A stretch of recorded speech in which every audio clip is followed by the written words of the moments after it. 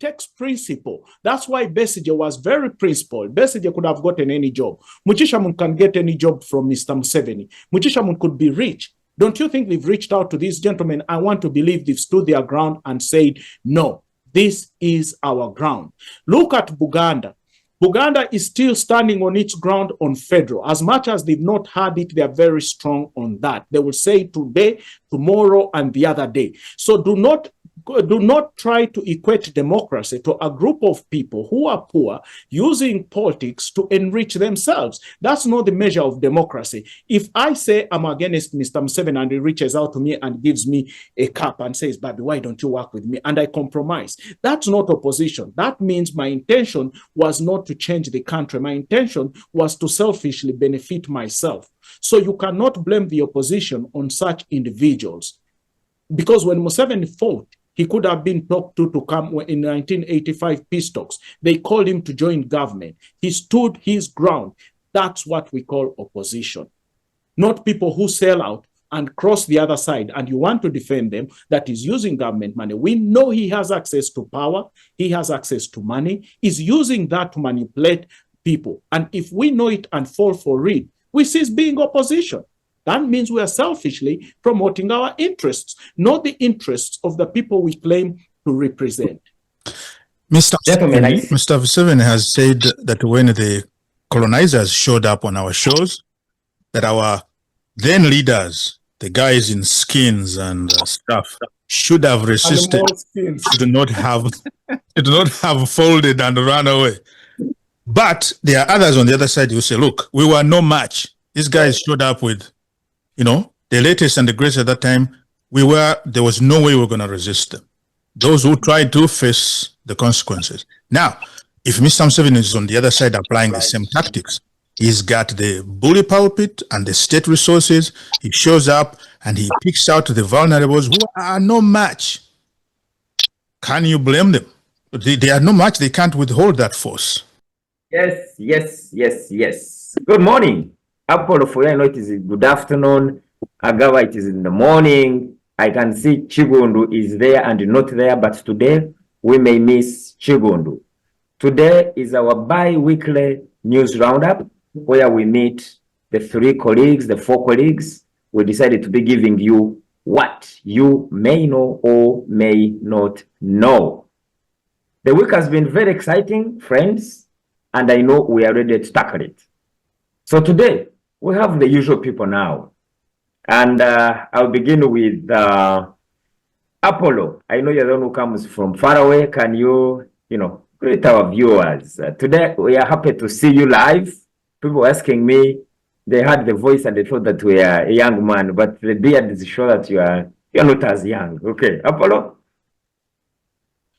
Yes, good friend, colleagues, comrades, good morning to you. I am sure it's morning that side. Here we are preparing to close business and go to bed.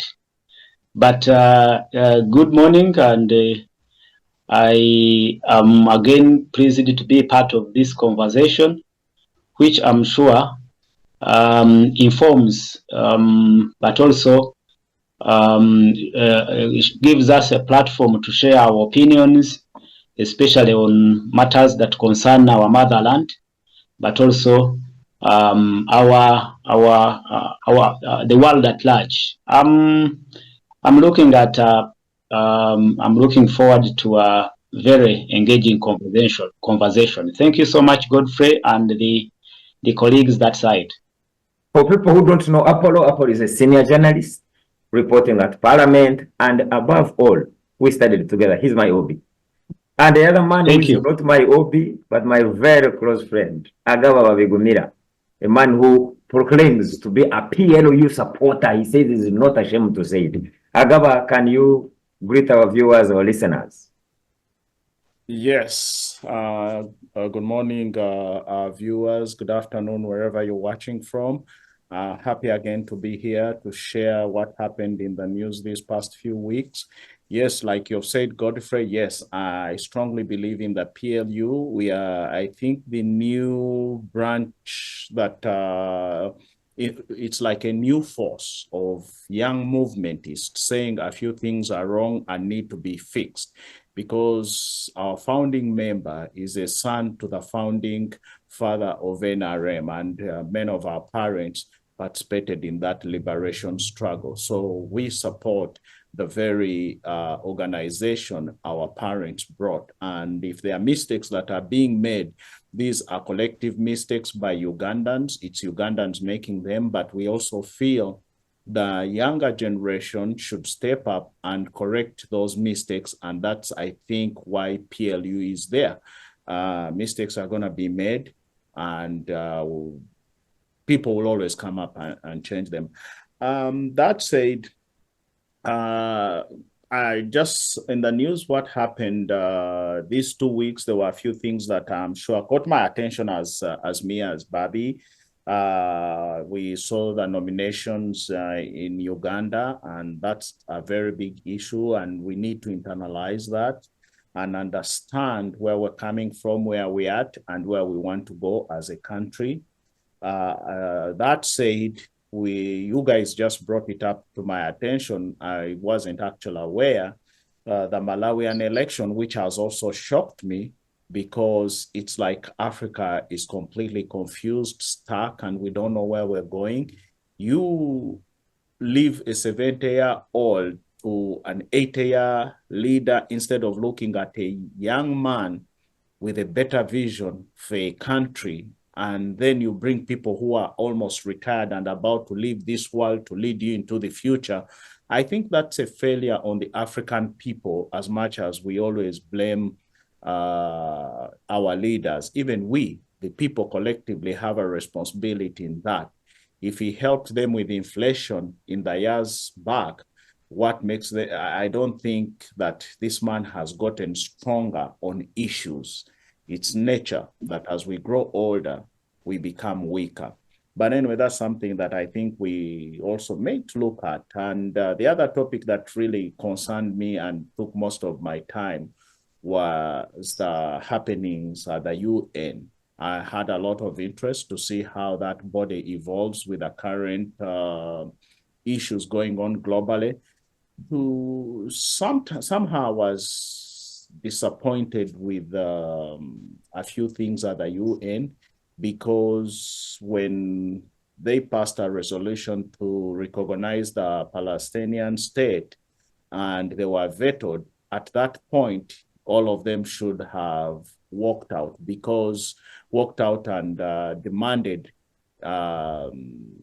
Palestinian state be recognized, because that defeats the whole principle of democracy. You can't have almost 90% of countries saying this is where we're going, then one country vetoes you, then that's not democracy. Then it defeats the whole principle of democracy, and it becomes a joke. You can talk till cows come home, you can call names, you can say whatever you want to say, but if you lack action in your words, then that ceases being effective. And we saw Netanyahu, instead of providing a pathway, he came with his arrogancy, ridiculed other countries, and that was very shameful. So basically that's, and maybe the other one that is also concerning me, which is on our continent, is El Fasher in in Sudan. I think there's also another genocide unfolding, and as Africans, we are just watching. I think we need to raise up as a people to protect our dignity and civilization on the African continent, rather than always waiting for someone to come from outside the continent to save us. Africans need to be serious as a race, as a people, and start taking their issues seriously. In Congo, we didn't have to wait for the Western countries to come and claim credit for creating stability when we have all these African organizations meeting every day and talking. So I think we need to see more action from our leaders in Africa, taking charge of African affairs, than always expecting someone outside the continent to come in and do things for us. That must end if we want any dignity, any respect, and any recognition as a race. Okay, thank you so much for the overview. Of course, notably, you mentioned how you had wanted people to move out, but I think you are aware that there's a time when Prime Minister Netanyahu was going to speak, and everybody, all the ambassadors left him, and he was alone. So Apollo, maybe we'll be coming to that shortly. Apollo, anything that caught your eye in the news? Yes, of course, good friend, Comrade Agaba. Indeed, let me start with what Comrade Agaba talked about. The scenes at the UN General Assembly, more especially, I liked the position some of these countries are taking, especially the UK, Canada, Australia, and France, coming out to publicly recognize Palestine as a sovereign state. And it, like he rightly said, it strips bare the hypocrisy and the insensitive approach by the US to this whole issue of genocide unfolding in the Gaza, because well, the US had to veto, of course, evoking its powers to veto the decision, but indeed it was a strong statement. It was a strong statement that while you continue to sponsor and support the war in Gaza, the genocide that is going on, we do not actually want to associate with what is going on, which I find well, it may not have a lot of, impact on what is going on, because even the response from the United States and Israel was clear. They do not care and they won't back down. But well, that in itself was a strong statement, and hopefully we expect that at one point or at one time they may also realize that they are actually doing something evil and perhaps change their approach. So it is something that I felt I should commend, regardless that these same countries like UK or France have been silent about this war, this genocide, but at least now their voices have been heard. Actually, maybe the countries that could have shocked the world, UK, Canada, France, Australia, not mentioning countries like Senegal, South Africa, they are all come to recognize Palestinian state. Yes, proceed. But South Africa has been from the beginning has had its position very clear. You remember the case they took to the International Court of Justice against Israel. You remember, and how they have been voting in that council, the UN Security Council.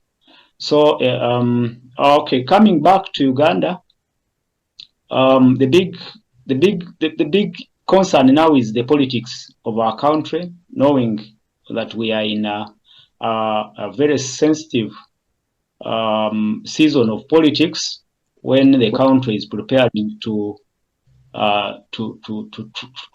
for a transition in leadership, not a transition in changing the leader, but to end this tenure every 5 years, as we have that opportunity to change the leadership from the grassroots up to the topmost office. So it is a story politics, but mixed with uncertainty, because Ugandans may be well aware that actually this is not a secret. Ugandans know that President Museveni has a big chance, and some think it is obvious that he will win the upcoming election. Some of us believe so, and yes, but the uncertainty I'm talking about is this anger and resentment in a section of the public who are not comfortable with the status quo, and the failure to come out with a clear transitional plan. And now transition, I'm talking about who comes after President Museveni. After having been in power for 40 years, and Ugandans continue to see that President Museveni still has that hunger for power to extend his 40-year rule, 45, and possibly to 50. There is that uncertainty, and I can assure you that the resentment in public is growing. Only that it may be subdued, but it is growing in one way or another. But specifically, I will pick one or two incidents that stood out during the nominations. It is one, the opposition national unity platform, how they struggled to get the required signatures to back up their candidature in the presidency, in the presidential race, was a big story here. Apollo, okay, Apollo, because we wanted to discuss it, maybe we could give you time to talk about it. I wanted you to give us the highlight, then we'll come to yes. I'm just highlighting. Yes. I'm just highlighting that is a big story. Then another one, another story in the nominations is the post-nomination rally that was organized by Robert Kyagulanyi. Some people thought that it will end in confrontational scenes and incidents between police and security agencies, but somehow, somewhere, the event was held here in the middle of the city. Multitudes of supporters of NUP converged at the Kara playground in Natete, but just few incidents of arrests were made, but there were not serious. There were no serious incidents as many expected. So, and again, after that, I think it's yesterday when the NUP opened their regional offices in Western Uganda and city of Mbarara, and the event also went on well. We didn't hear reports of gruesome incidents or clashes with security. So what I'm trying to bring out is how perhaps the security and the opposition somehow there is relative calm. There is a way how they are relating on these public events, and somehow it gives us that hope that possibly we may not see gruesome incidents like we saw in 2011, the tear gas, the shootings, and all those scenes of armed men or armed security personnel clobbering the opposition. So it is also something we are now looking at to understand whether this time perhaps if the campaigns may not be as violent as we used to see. Perhaps those are the few I picked, but there's another one, a quick one. You know, we have a very powerful Speaker of Parliament, right, Honorable Annette Among.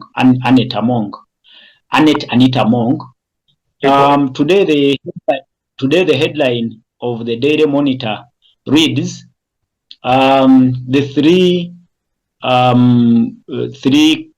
aspirants who are looking at her position in Bukedea, the parliamentary position in parliamentary seat in Bukedea, that they have all been sued in courts of law.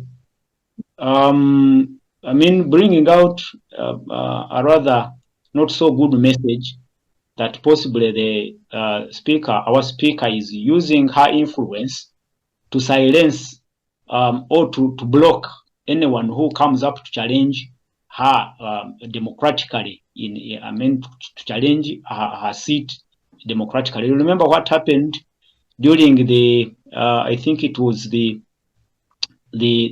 primaries, NRM primaries.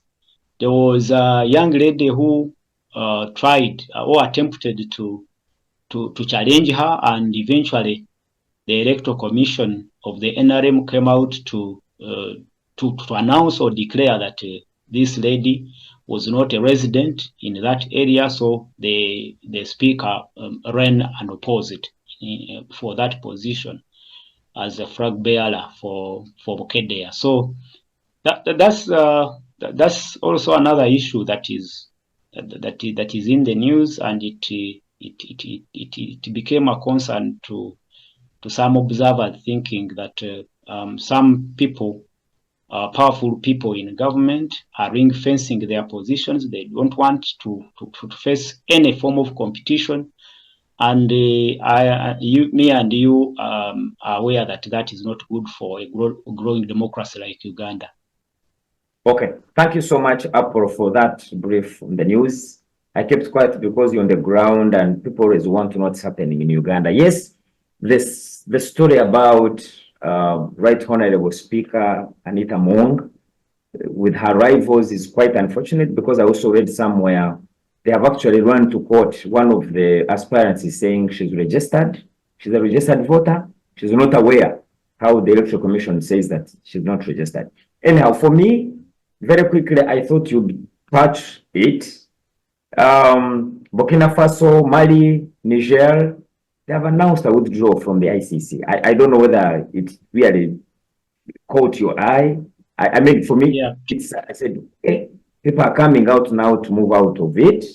And we also, Apollo, I thought you would talk about Kadaga.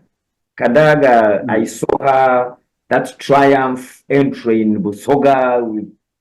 But again, what shocked me with Kadaga was that most of the organizers were from the opposition. So I don't know the message that it was, it was showing.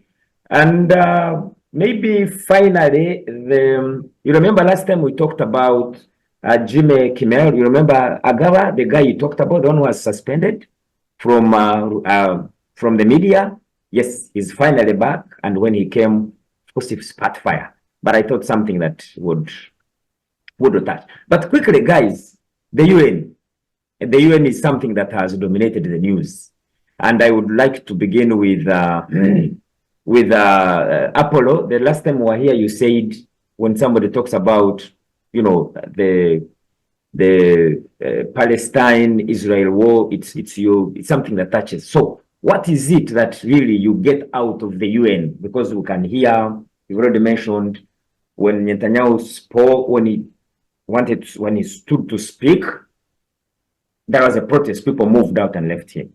And we've now had France, Canada, and others are saying they have recognized Palestine as a state. What's your take on the UN General Assembly? You are right. I am very passionate about that. What's happening in the Middle East, more specifically in the Gaza, and the genocide unfolding before our eyes. But from the UN General Assembly, what I continue to see is the impunity. I think Comrade Agaba talked about it. How the US continues to use its veto on an obvious and clear decision, because, like, as we speak, more than 70% of the 193 UN member states already recognize Palestine as a state.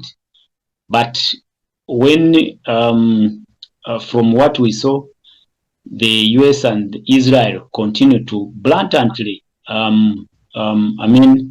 block such a decision that many people think would end the conflict and possibly bring harmony between harmony in the Middle East, because as we said last week, or as we hinted on last week, there is now that latent and simmering conflict, regional conflict, just because of what is happening in Gaza. The conflict has now even consumed major powers in the region. That unfortunate attack on Qatar and all of that. But the continuing or the ongoing genocide, we some of us, or even me, in my opinion, I think they are not ready to stop. Israel is not ready to stop what it is doing, because even you can read from what they are doing that they want to continue with their occupation and expansion strategy to take over the Palestinian lands, and possibly they don't want to hear anything that speaks of a two-state solution to this conflict. So I'm really concerned, and only that we understand that we do not, even if we speak, we may not have, we may not change anything on the ground, but we will continue to call on those voices that would speak to this conflict and the people behind, engineering or orchestrating this whole conflict and sponsoring the conflict.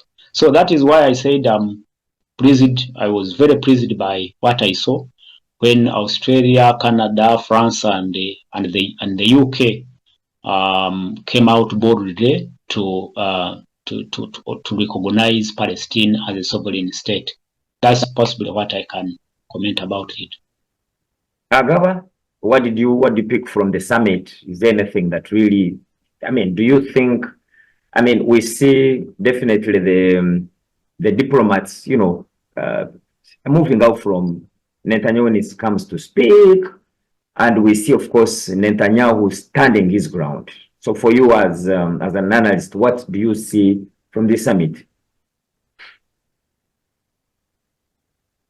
Your microphone is muted, Agaba. Muted. Yes, now you're okay. First and foremost, it's very clear there is no global leadership. Never have you seen world leaders openly speak the way they spoke, and they were very direct. That said, like Ndugu Apollo has said, there isn't much they're going to do. They're going to talk and then go back home. We saw the Colombian president whose visa has been revoked. He was forced to go to the New York streets and call for American soldiers to disobey the US president's orders on Israel, to attack, being used home, and then also supporting Israel. That's how bad it's getting in when it comes to world order. And I also want to a little bit say this. These actions by these powerful countries are angering, thank you, sweetheart, are angering a lot of people. I'm a son to a guerrilla fighter. How did they fight this guerrilla war, the guerrilla war, when they faced an established government that was so powerful that could have crushed them? They built small units that struck different parts of the country to weaken it. What am I trying to say here?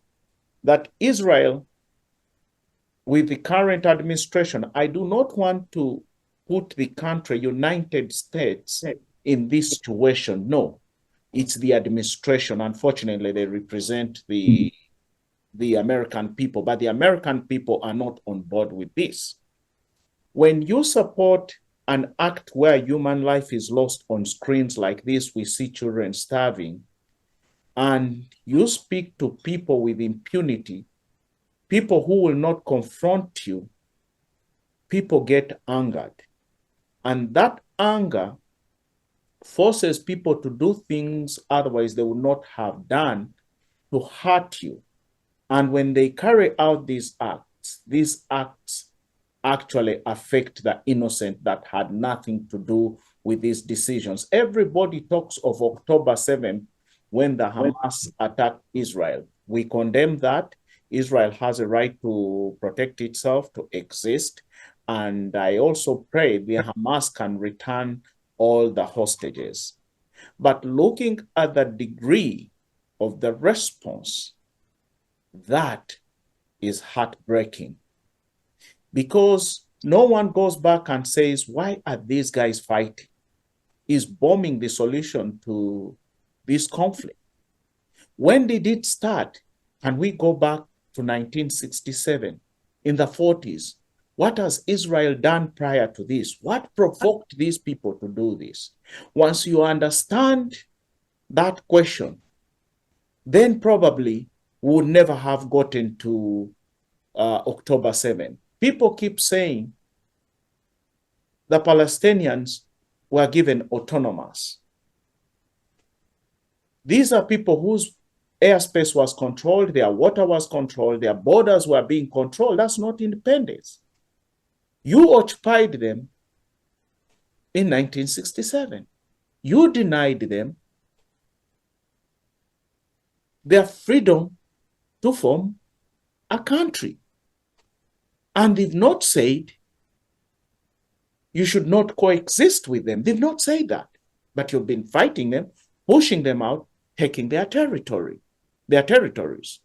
So that creates conflict. Yeah, but Agaba, bringing you close, I understand your pain. I wanted to build that to come back to the UN, especially because we are running out of time. So especially Netanyahu's speech. Netanyahu's speech was an insult to the world, to those suffering, and ridiculed all world leaders. But one thing that he did not think of, where I was building this point, is that he did not see the future, where when White House gets a president who's different from the current president, who has given him free will to do what he wants, and the people that have been affected, the children that have been affected, with the anger they have, they respond. What will happen? Because we see some of the allies, strong allies in Europe, are turning away from him. So what will happen? Because Netanyahu's actions are not securing the safety of Israelites in the future.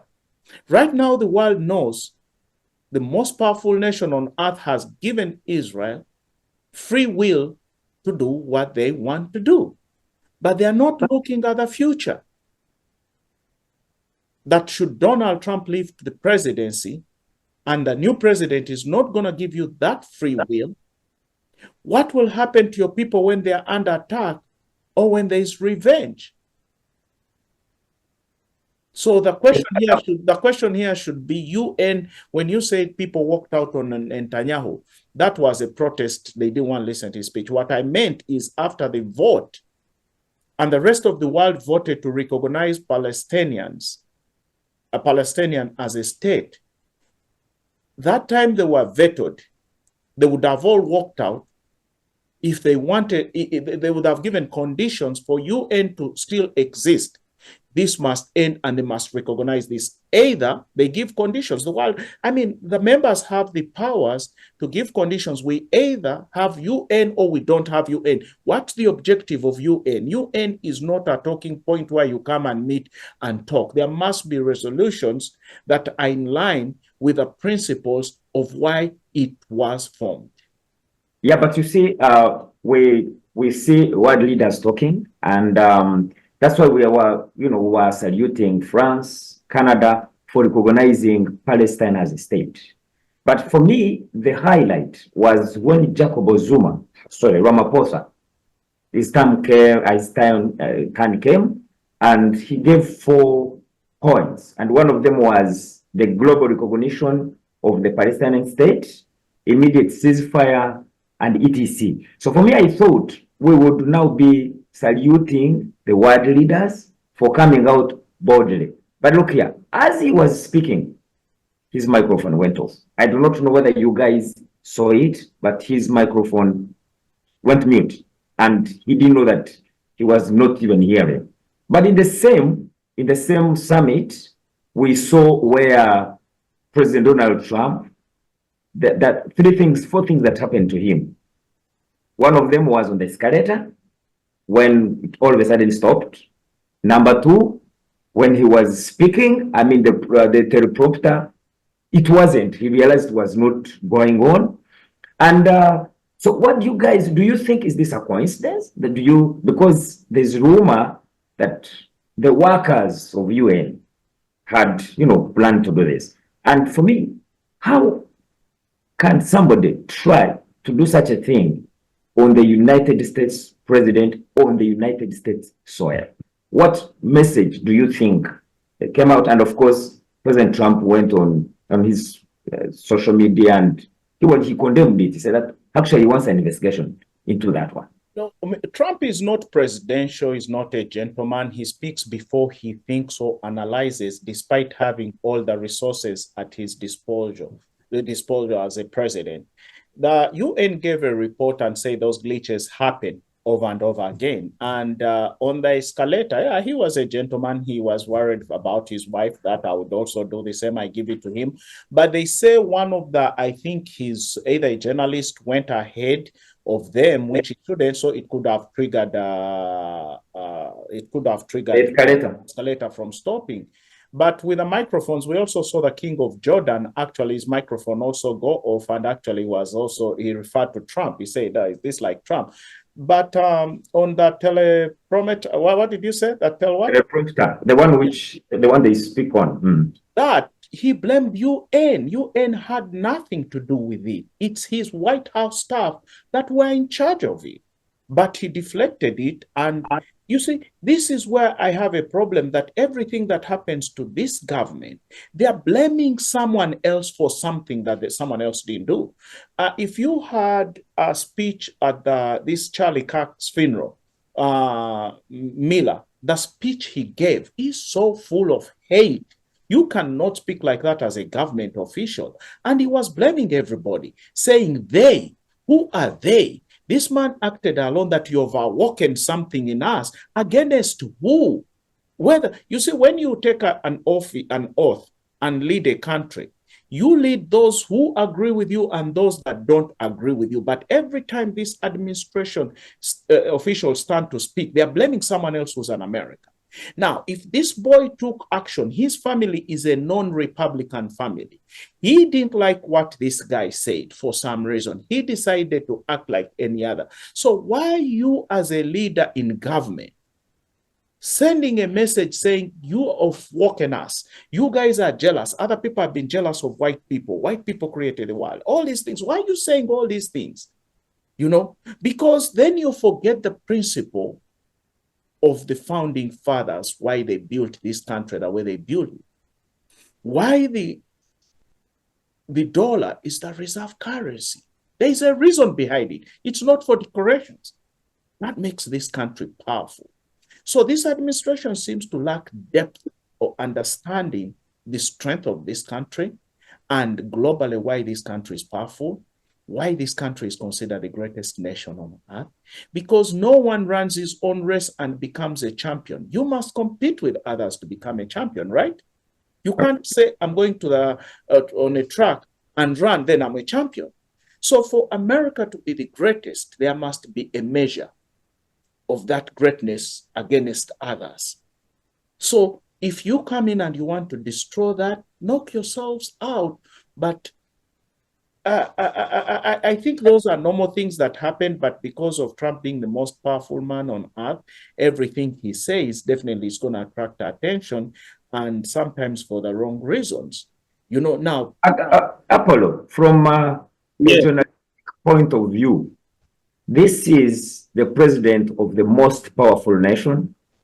UN sits on the soil of America, but while the president is on the escalator, it stops. When he starts addressing, he realizes that the teleprompter is not on. Do you think that it was, as Bobby says, was it accidental? And then again, we see President Ramaphosa, when he's speaking, also his microphone is stopped as he was now to talk about what he would want to be. Why do you think this happened? As we conclude on this topic, and then the King of Jordan also had the same problem. Because the Jordan one, yes. Yes, Apollo. And Comrade Agaba, I don't want to speculate and say that I know exactly what was the problem, but what I can say is, one, I don't want to believe that these are normal breaches, that maybe the organizers did a short day job. They didn't, do what they were expected of. But also, I strongly believe that there is anger. There is anger, and it is evident in what you hear people speak, even within the United States. If you follow the conversations, they are not happy about what the decisions the Trump administration has taken, not only on local policies, but also even on the foreign policy, including the war in Gaza and his unwavering support for the war against, that is decimating the Palestinians in Gaza. That is evident that was evident from the beginning. We all know how he survived the assassination attempts during his campaigns and during that swearing in ceremony and the eventual assassination of his right-hand man, Charlie. You see that there is anger, and that's why I want to believe that possibly these incidents may not be accidental, as Comrade Agaba was saying. It could be possible.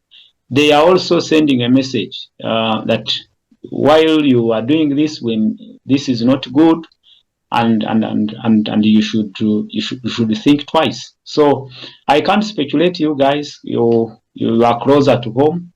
You may know much about what is happening, but from here, as a journalist, I can see that it could be a message, a coded message to the Trump administration. Okay. Anyway, he has asked for an investigation of what happened, especially on him. So let's wait, and when it comes out, we'll definitely discuss it. But gentlemen, our neighbors, not neighbors, but there were elections in Malawi, and one of you mentioned it in highlights. We saw the incumbent lost. That is Chakwera. I may not mention the name. He lost and conceded. But what is surprising is that the person who beat him is not a young man, 85 years, and he was a president before. But you see, we have to also understand that Malawi is one of the countries where there's democracy in Africa.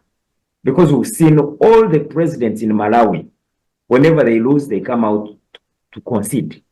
But the current one who lost with 35% to the 85-year-old came out and said, I concede, much as he had said he had contested. He said he wasn't really confident and he wasn't happy with how the results were going. But when they went to court, they were advised that let's wait for the results. But when the results came, he was the first to concede. What do you take of the elections in Malawi? Any lessons? Because we're also going elections in Uganda next year.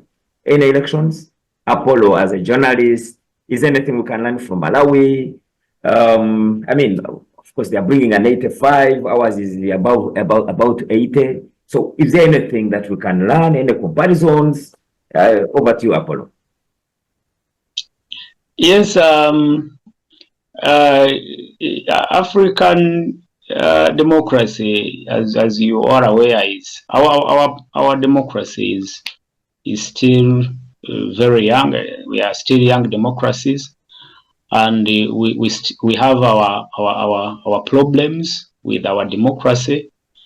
We make mistakes, and there's, if you see what happened in Malawi, I don't find it anything different from what is happening across, because we have Paul Biya in Cameroon. He's up for re-election at 95.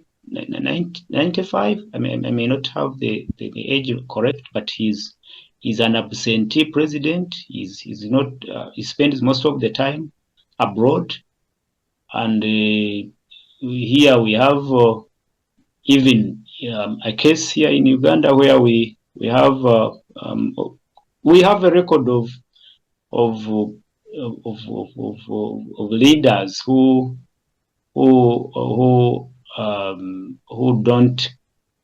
I mean, whose age that is not a matter. Is not a big issue. My concern is that the same man, Peter Mutharika, while he was in power, he did not. I mean, his leadership did not do much in his 5-year.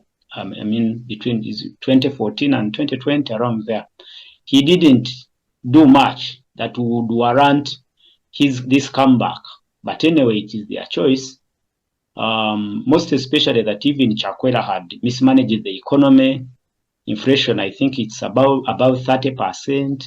You see that things were not going right anyway. So, and with a leadership deficit, you would think that the Malawians perhaps had no better choice. They had to replace Chakwera with Mutharika. So, and with how our politics is designed, being an ex-president, you may also need to know that he had that experience, perhaps on how to jostle and get into power again. He might have relied on allies to again win the election, and of course assisted by rigging and all those things, as the African elections are always not that transparent. So I'm not surprised as me to see an 85-year-old bouncing back to presidency. But we cannot lose hope. Perhaps with his comeback, he may have learned lessons from the first presidency, and hopefully he may make some few changes. I know he cannot do much, but he may. We believe in a step. Every step we take, if we do not take 2 steps backwards, but we maintain at least what we have achieved, then that is better. If we can consolidate a very little achievement, then for us, we think with time things may change for better. Agaba, as a supporter of, I know you talk about age all the time, the youth. Are you surprised that? But before Agaba comes in, even in the US, I don't think age is more of an issue. If somebody's cognitive abilities still serve him well. Look, Trump is so. Yeah, but you see, Apollo, the difference between probably the US and Malawi is that one, Mutharika at 85 did not even, he didn't campaign. It's that, I mean, this is kind of a protest vote. The one we have in Uganda where they're saying it's a protest vote. Because Chakwera, it's alleged that when he took over from Mutharika, he did not do what he had done. The inflation is high. So I think people just got fed up with him and said, let's just give this guy a vote. So the age, my worry is at 85, what is he going to do that probably he did not do? Remember that time he was a little bit younger. Now he's at 85. I don't see anything. So Agaba, what's your comment? Quick comment, because we want to run to nominations back home on the Malawi elections. Anything to learn? We Africans as a people are emotional people. We are not strategic in our thinking or our planning. We do things based on emotions. And like Ndugu Apollo has said, for Africa should stop comparing itself to the Western world. The Western world builds structures that no matter who comes in, still there are structures that manage the country. We don't have structures. We rely on the ability of our leaders back in Africa because we don't have structures built. It's even when you see here today, the most powerful nation, structures are being fought, but they are still strong. This guy can still go to court and wait for a court to decide what's going to happen. Judges are stopping most of the executive orders, and to a greater extent, they are respected. Then they go to the high court. At least it shows there is a process. But in Africa, it's what the top man wants. So it's very critical who gets in there. So on the Malawian issue, it concerns me. And for me, I'm beginning to believe that the kind of Western democracy we adopted was not the kind of democracy Africa needs. And Africa needs right now dictators. A dictator does not mean negativity only. I can be a good dictator. We are seeing that in Rwanda. What that man has done, given their circumstances, he had to do what he had to do, first and foremost, to bring two ethnic groups on one table, and he did, and then focus them on rebuilding their country. These politics had caused all this suffering, dying, killing each other. Africans have understood that multipartyism is hating my friend. I can't sit at the table and work with my colleague. Because of lack of education, especially civic education, we fail to understand the systems that we inherited from our colonial masters. For us, we've looked at everything in the extremes. Here, Democrats work with Republicans on a lot of issues. In the UK, the same thing. But in Africa, it's very, very difficult for NUP and NRM to sit at the same table and say, this is what Wali Day you have eaten. So it's always fighting stupidly, because at the end of the day, the principle are the people we represent. If, Godfrey, you're in power, I'm the opposition, and there is a window for me to discuss with you, because you control the resources, how to help the people. How do I abuse you for the next 5 years, shouting at you, yelling at you, but expecting you to release those resources for my people? It doesn't make any logical sense, even if I was the president. You abuse me on the other side, instead of finding an avenue to sit and say, Mr. President, our people are going through this. We need to work together to help our people. If I'm in the opposition, how do I use the government programs, resources there, to encourage my people to access these programs? All I do, wake up in the morning, go on the streets, yeah, this government is bad, this guy is bad, this and that. But these programs are there. None of your members you can come and say has been refused this program. They've denied this program. None. So for me, I think Africa needs to redefine itself.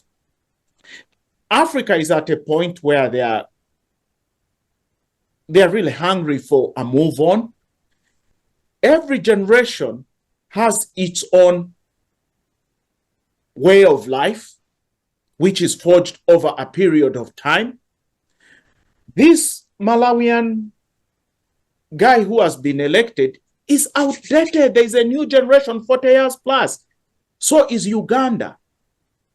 A generation is 40 years. So a president being in power for 40 years cannot continue beyond that. Or if you're in your 80s, you cannot lead a country into the future. You don't have a future. I'm about to take you to Malawi. There were two candidates. One is 70, the other one is 80. So the Malawians have chosen the one of 85 because of the protest vote. And then I think it's a failure of a country as a whole. It's not about even elections.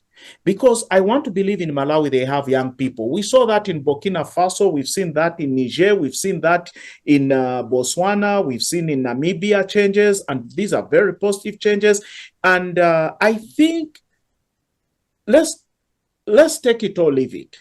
Yeah, but Agaba, those countries you're talking about, like Burkina Faso, there was a coup.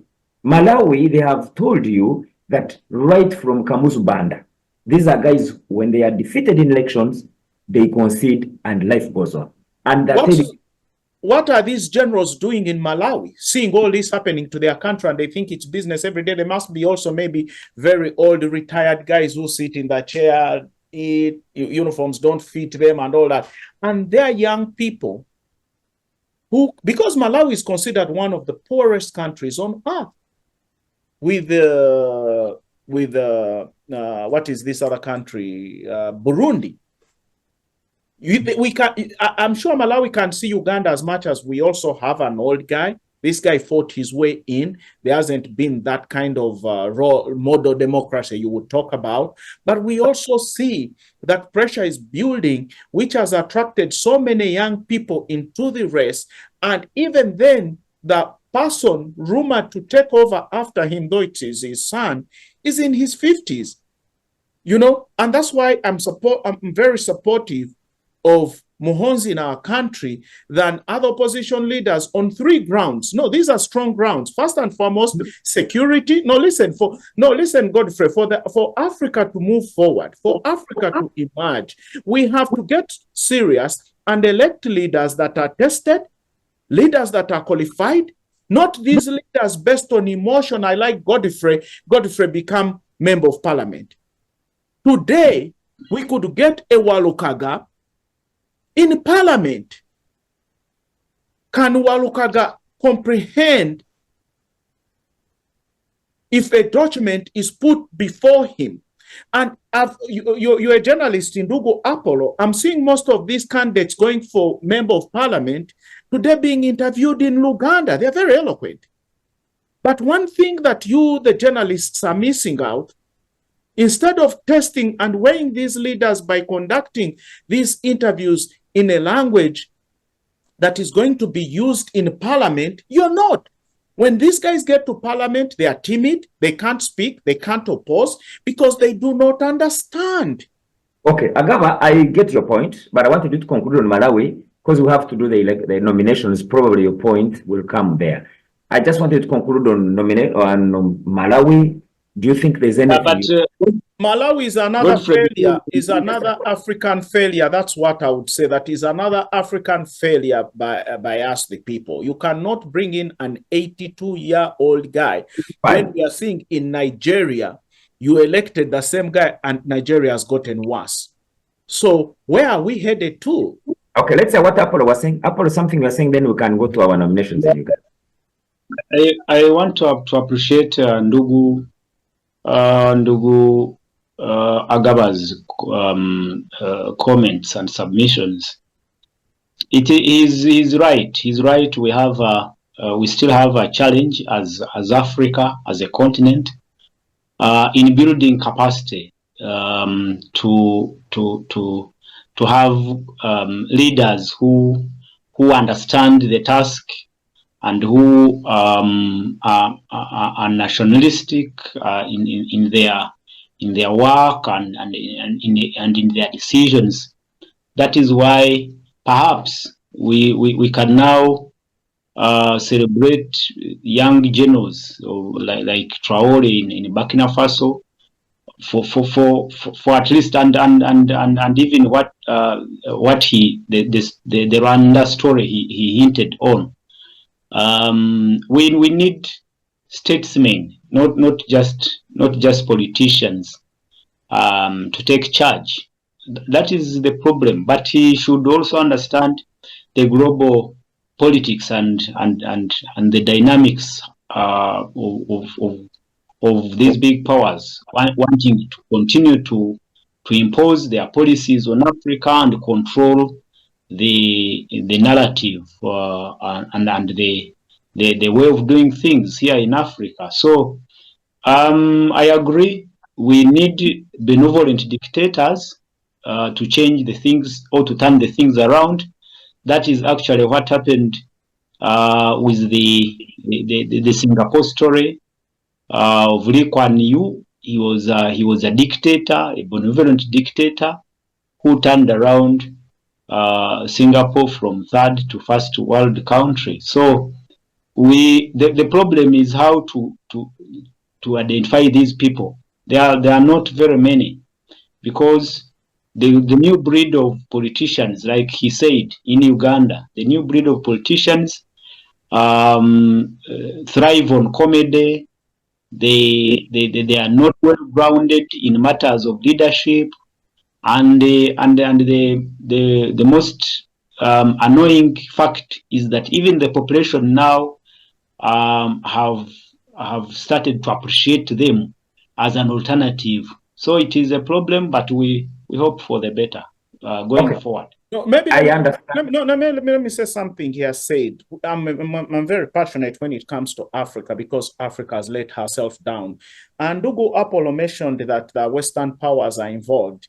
Africans, what have we learned from the past? In 1884, in the Berlin Conference, there were very few white men that came together without our representation or any member from the African continent and decided how they were going to divide us.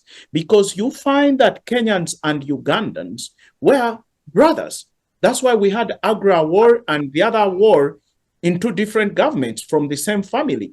So what am I trying to say? How can 54 men and women who meet every year at the African Union fail to decide for an entire continent, 1.something billion people? You find a country from Europe like France, less than 50 or 100 million people, dictating on what 1.4 billion people should do. Are we crazy? Is Africa... But, no. Dagaba, you know that these are many in number, but they don't have capacity. You've just talked about the Malawi, or Burundi. Can you really look at the GDP of Malawi and Burundi and then compare even the GDP of Africa as a continent and compare it with... You spoke of Singapore. How did Singapore build capacity? How did Europe build capacity? What is it that Africa can't do to build capacity? They had a statesman in Lee Kuan Yew. I said it starts with the leadership. We have a leadership deficit in Africa. And my concern was that even now, even as we have that leadership deficit, the voters have started to appreciate even the weakest, those who don't have capacity.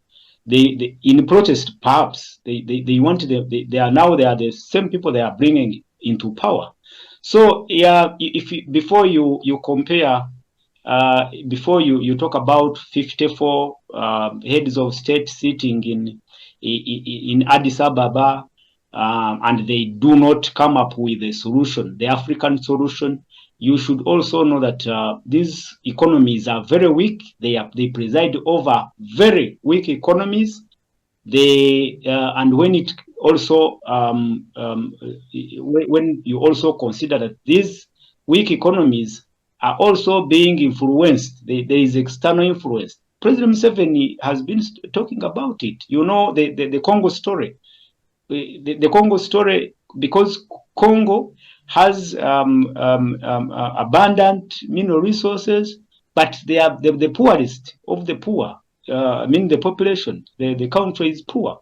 No, so, Ndugu, No, we are no, beating. no, Ndugu, you we are know, beating. Agaba and Apollo. Partly because of the greed of and then the influence, the external influence for because the Congo has turned into a battleground of interests from external interests. You see, Ndugu Godfrey, this touches also on what is happening back home as elections and the nominations, what we are discussing. No, actually, I wanted to give you just an example as you come in, but I have to conclude because we have to touch the nominations. Okay. Just the other day, the ex-president of France, Sarkozy, was charged. And you know why he was charged? It's because of corruption. I am sure you guys have been following the story. This is what happened. You remember how he comes to court? It's because of the dealings with Gaddafi. So when Gaddafi was, you know the story about it. You know, yes. Gaddafi funded Sarkozy, and he gave. Yes, Agaba, I can see you want to say something. Then yeah, with all due respect to Ndugu Apollo, I do not believe in Africans who think that because of external forces, this and that, for far too long, we've let that happen. Now, for me, I'm this person who believes that first and foremost, Africa has to understand where we've come from, where we are, what do we need. These were all things that were communicated by our founding fathers like the Nkrumahs. Nkrumah was very strong on unification with Julius Nyerere and the rest, but they were defeated. Now, if we know the strength of unity, because the more we are divided, the weaker we are. We can be united not as one country, but on certain fronts: economics, politics, currency, and passports. We can have an African passport, we can have an African currency, we can have an African Development Bank that before you go to the World Bank, you have to go to the African Development Bank for it to deal with, because that gives it the strength and the power to bargain with the World Bank. But when you take a country like Chad to negotiate in World Bank, it doesn't have any backbone to negotiate with these guys. We are exploited. Look at Congo. Congo jumped from Belgium to the US. To whose benefit? Where is African Union? Where are all these African leaders? El Fasher, there is a genocide. People can't leave. If you try to leave, they shoot you. Where is African Union? Where are we? When Rwandese died, in the 1990s, the African Union you're talking about, its budget is largely funded by foreigners, not foreigners. Yes. No, Ndugu Apollo, what you're not getting is I'm trying to say, yes, it's funded, but how do we stop all this? Like Burkina Faso has come up and said, enough is enough. I don't want A, B, C, D. As Africans, when do we stop and say enough to the aid? If you want to help us build capacity, let's build capacity. I want to see my coffee on the shelves of US stores. I want to make sure my gold is made here and taken to you guys. If you want the gold, let's work together and build here. How does African Union step in and say this manipulation, divide and rule in amongst Africans must stop? These are things I'm trying to advocate for. We can't keep blaming others. Africans, we are good at blaming everybody else for our failures. Take charge of our responsibilities as a continent. No, listen, do we wait for the US or Russia or China to come and stop the killings in Darfur? Brothers in Rwanda died when we were all watching, waiting for UN. Agaba, this is a topic we can always bring and talk about, but just believe you me that Africa, whether you like it or not, we cannot do away with those guys you're talking about, the Western world. There's no way you can. Even Burkina Faso you're talking about, you know how the guy has tried to chase France, Rwanda has tried to chase France. By the end of the day, they go. You remember how he went and addressed and he said the way he's doing, but at the end of the, you know how many times he has been tried to be assassinated? No, we are not saying we are not saying we are doing away with it. We are saying, can we have a new approach whereby African interests are brought to table and well represented? We are not saying we are doing away with them. That's why I say, if you want gold, come here. If you want to help us build capacity, let's negotiate. Agreed. It's not like the way it is to create wars, then beneath that, you rip us off. Agreed. What we do, I know this topic is very interesting for you and Apple. We can talk about it. So, you know, this week, gentlemen, we saw nominations. Uganda and previously, 100 and over 100 people picked nomination papers. We discussed it on this channel, and I remember we were predicting the people who would come on the ballot papers. As I talk today, we have 8 people who have been nominated. I was seeing one of the commentators saying how crying out on loud that only men are the ones who went through. But for me, that is not what is important. Today, we are looking at the nominations, the way they went, and most of you are hinting on them. Yes, we have an 8-year-old versus a 40-year-old. Those are the ones that we can look about. Today, I was told that I read somewhere where they were saying others are there. They were brought in by some people to bridge the gap. But I want your take on the nominations. Yes, we had 2 days of nominations. Was it worth it? You are the ones to know. What is your take on the nominations? Now, let me give you 2021. We saw there was a lot of violence 2021. And one of them that I remember was Power, the president, FDC president, you know, going to campaign without shoes. We saw a lot of tear gas, but this time it was relatively calm. I don't know whether it is because of the message from Norbert Mao or I don't know. What do you think happened? What are you seeing different? I begin with Apollo, who is on the ground. Why do you think the nominations took place the way they took place? Is it because Reza is far from Kampala? Was the Electoral Commission hard on the candidates? Yes, I'm told there are no incidences, but yesterday, around 7 after Bobby Wine's rally, there were some skirmishes. I'm told police, we saw people being roughed up and whatnot. But you on the ground, how did the nominations generally go? You have like 5 minutes and then Agaba will come in and we can discuss it. Thank you, Godfrey. I also noticed that there was relative calm during these just concluded nominations, as opposed to what we saw in 2020.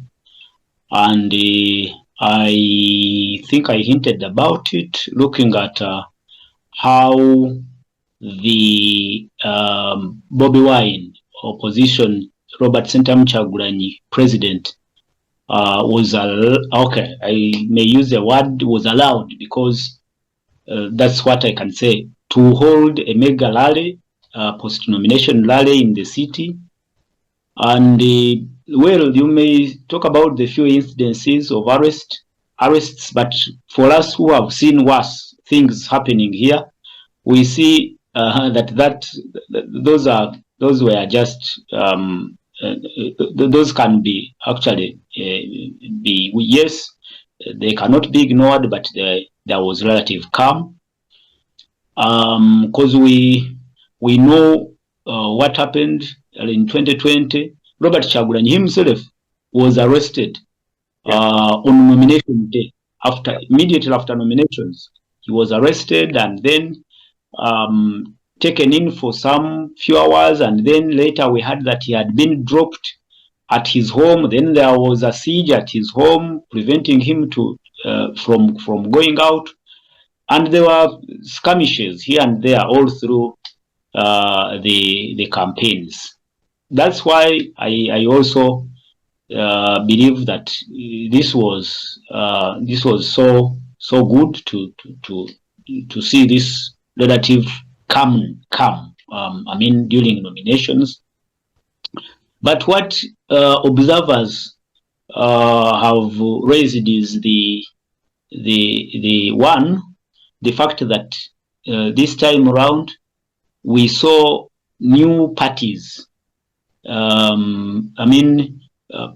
Fronting candidates, while traditional parties did not even participate and are not going to participate or contest for presidents. I'm talking about the UPC, the DP. We saw the DP president himself, President General Norbert Mao, come out to declare his support for NRM's candidate Yoweri Museveni.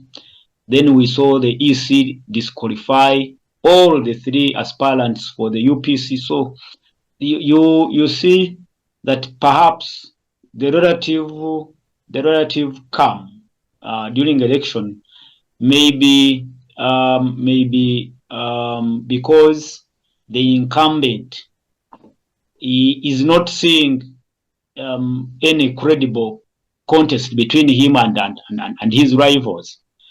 Like me and you know that President Museveni, for the last 6 months, he has traversed the whole country in the guise of monitoring PDM. So he had his time to campaign. These people, his rivals, have never been allowed to go up country to do, to even mobilize. So I think what you call relative calm is because the incumbent knows that he will not, this, even if we are going to election, he's partially assured of a victory. He knows that this, even if Noop was allowed some space and opportunity to campaign here and there, which will not be easy. I can tell you, NUP or Chagulanyi will not be allowed to freely conduct campaigns. They will not be allowed. Well, but they know that even if they give him an opportunity and space and time on media to speak and do what, it may not be of any consequence. It may not change have an effect. You mentioned that the traditional parties, UPC, DP, GEMA, the ones we've been seeing, this time we don't see any of them on the ballot. Instead, we see the Common Man's Party by Munyagwa. We see, what was this, the CP, the one coming up. Was it a protest vote? Were they, like, the president said by 2026, Uganda will not have any opposition? Were they bought? Were they compromised? Or we saw what Mao predicted, as in they are all supporting the president? But of course, when you hear the other DP faction, they are saying the one who went is DP, Mao, not DP. UPC, they are saying Akena is not their president. You, as a guy on the ground, what do you think really happened to these traditional parties?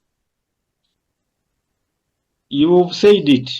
When President Museveni declared that there will no more opposition after 2021, he meant it, and he has him and his government have moved to neutralize all the opposition parties, including the ones you mentioned. You know that the UPC now has had conflicts, internal conflicts, for more than 10 years. They don't even know their president, the legit president of the party.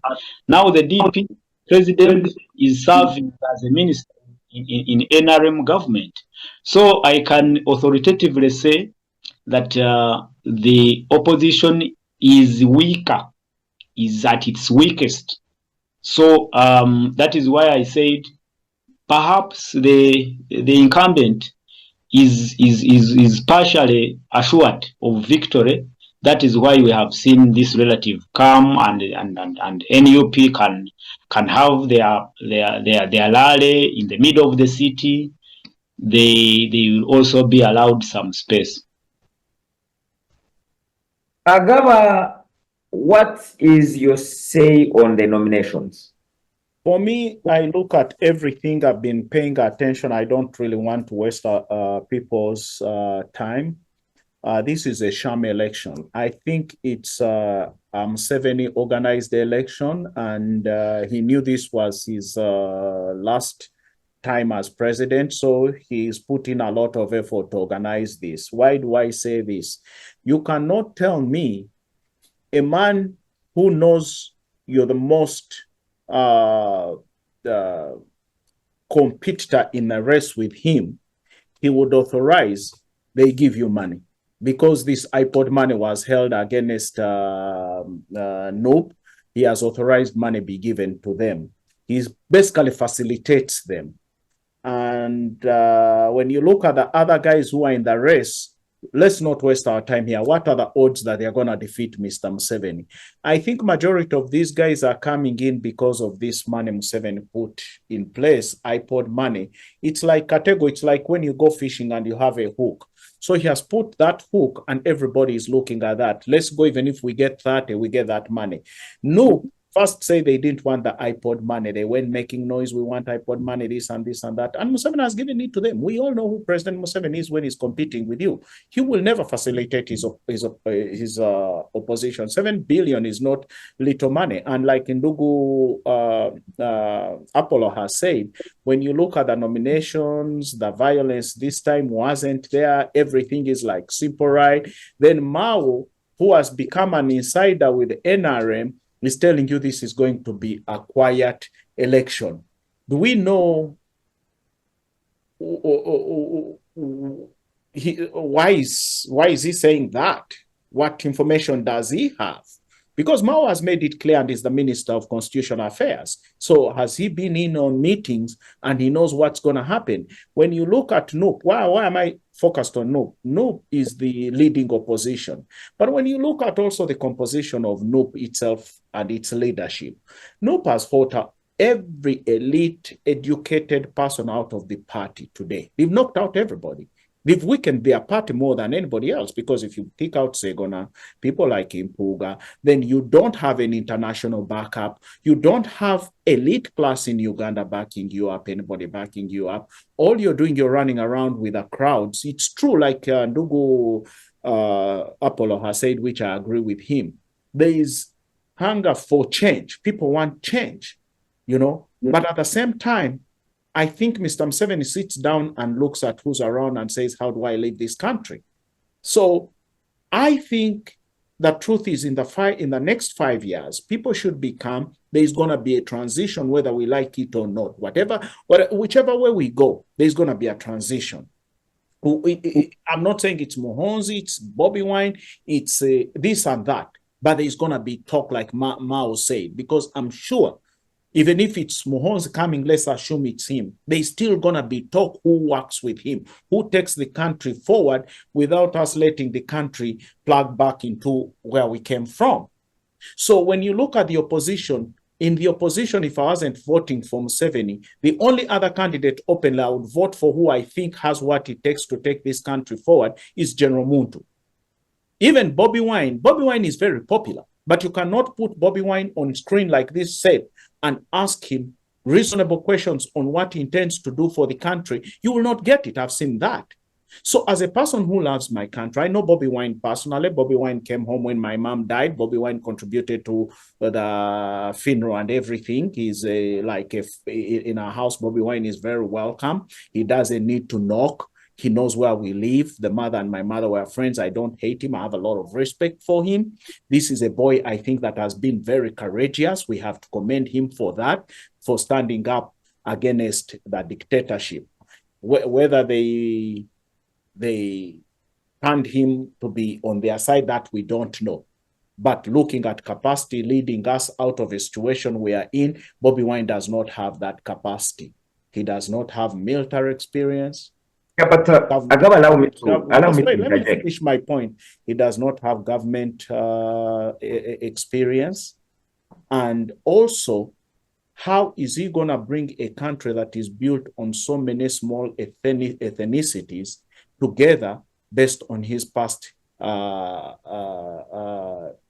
statements? Lastly, I've not seen Bobby Wine traverse the country to say he has representatives in every district, because you cannot win the presidency if you have no presence all over the country, when you don't have majority member of parliament. Yeah, but Agaba, I wanted us to bring our debate on the general nominations, because I don't want us to just base on Bobby Wine, because this nomination, we had General Muntu, who is a soldier, who is a seasoned politician. He's moved the entire country. He's loved by almost everyone. We have Nandala Mafabi, a very brilliant guy, FDC, Epate. I mean, those three, but I don't know why we are only talking about Bobby Wine and Seven, and yet these guys are saying they are going to give him a 7 a run for his money. We also have Munyagwa as a new entrant who was saying he's going to give them. So Ndugu Godfrey, if we have a whole day, we will waste our time talking about people we know definitely are not going to create an impact. For me, I want to focus on where Uganda is going, and who's creating that impact in Uganda. That's why I started off saying this is a sham election, because tell me, what structures does Mafabi have in Uganda to say that he stands a chance? The only man that's why I said Muntu. Muntu has very strong connections, maybe within the military and civil service. He was at the highest level of government, and we've seen his leadership. It's tested. So those, I can say, yes, General Museveni, we know is coming to his end. But in this group of people competing with him, where do I want to focus my attention? Who has a chance to compete against him? If you want me to talk about Lusania, I'm going to waste all this airtime, this time, talking about a man I definitely know is not going to go anywhere. I listened to his podcast the other day on Radio 4 when they asked him, what do you plan to do for Uganda? He could not answer. He was bragging around with the bodyguards in the studio. I watch these guys. Some of them I've even never heard of. So for me, my focus is the country, where we come from, where we are at. Are we likely to plug into a situation that we can avoid? And who are the people likely to lead us to that situation? That's why even Ndugu Apollo focused on that rally that was, I think, in Natete, like he said, about a NOP, because it's only NOP right now that significantly poses a challenge to Mr. Museveni. These other elite candidates, you would say, maybe Mpuga, the Maos, decided to step aside. They've decided to not run. So today, the focus is on NRM and NUP. Like when we had elections here, it was Republicans and Democrats. We had other candidates, but they were insignificant. So as people who are concerned about where we are going forward, because some people are saying it's going to be brutal, people are likely to get hurt, but I'm happy that Apollo reports today, who's on the ground, that it was peaceful, people were not arrested, people were not tortured. I've not seen Nandala Mafabi's people who even I don't know have been arrested, or even Munyagwa, or even the other guy. I don't even know who their supporters are.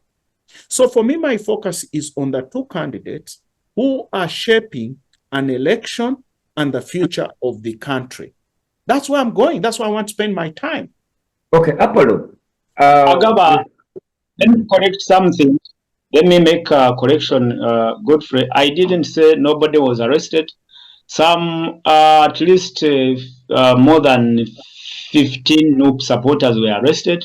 Including Alan Sewanyana. I don't know that he was released. But these arrests were not so brutal as it was in 2020. So I was trying to compare the incidents we witnessed this time with the ones we saw in 2020. So it is a comparative analysis I tried to do.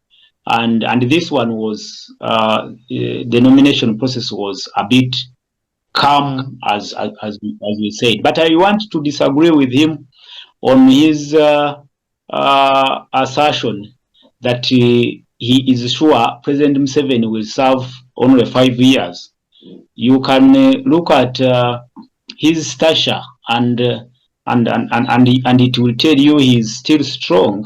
I mean, physically, and you are not so sure whether he will in 2031 have lost that physique and vigor to again contest, because if you have Apollo, just a minute. From now to 2026, President Museveni will be about 86 years, right?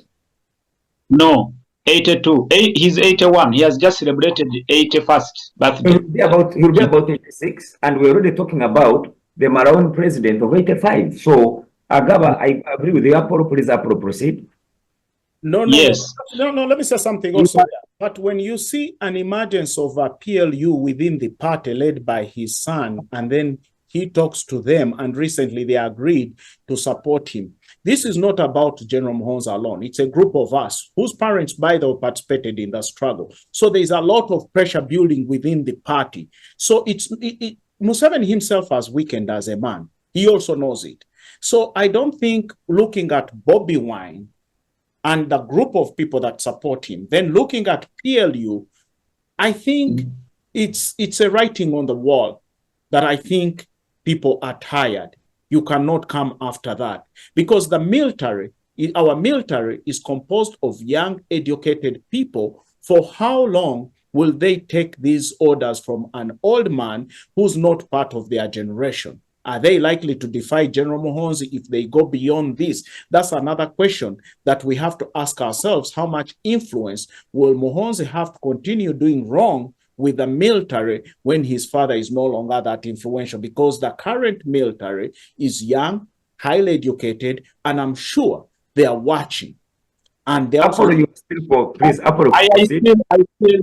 I still imagine a situation from Comrade Babi Agaba's submission. I imagine a situation where President Museveni in 2031, when he will say he still wants more.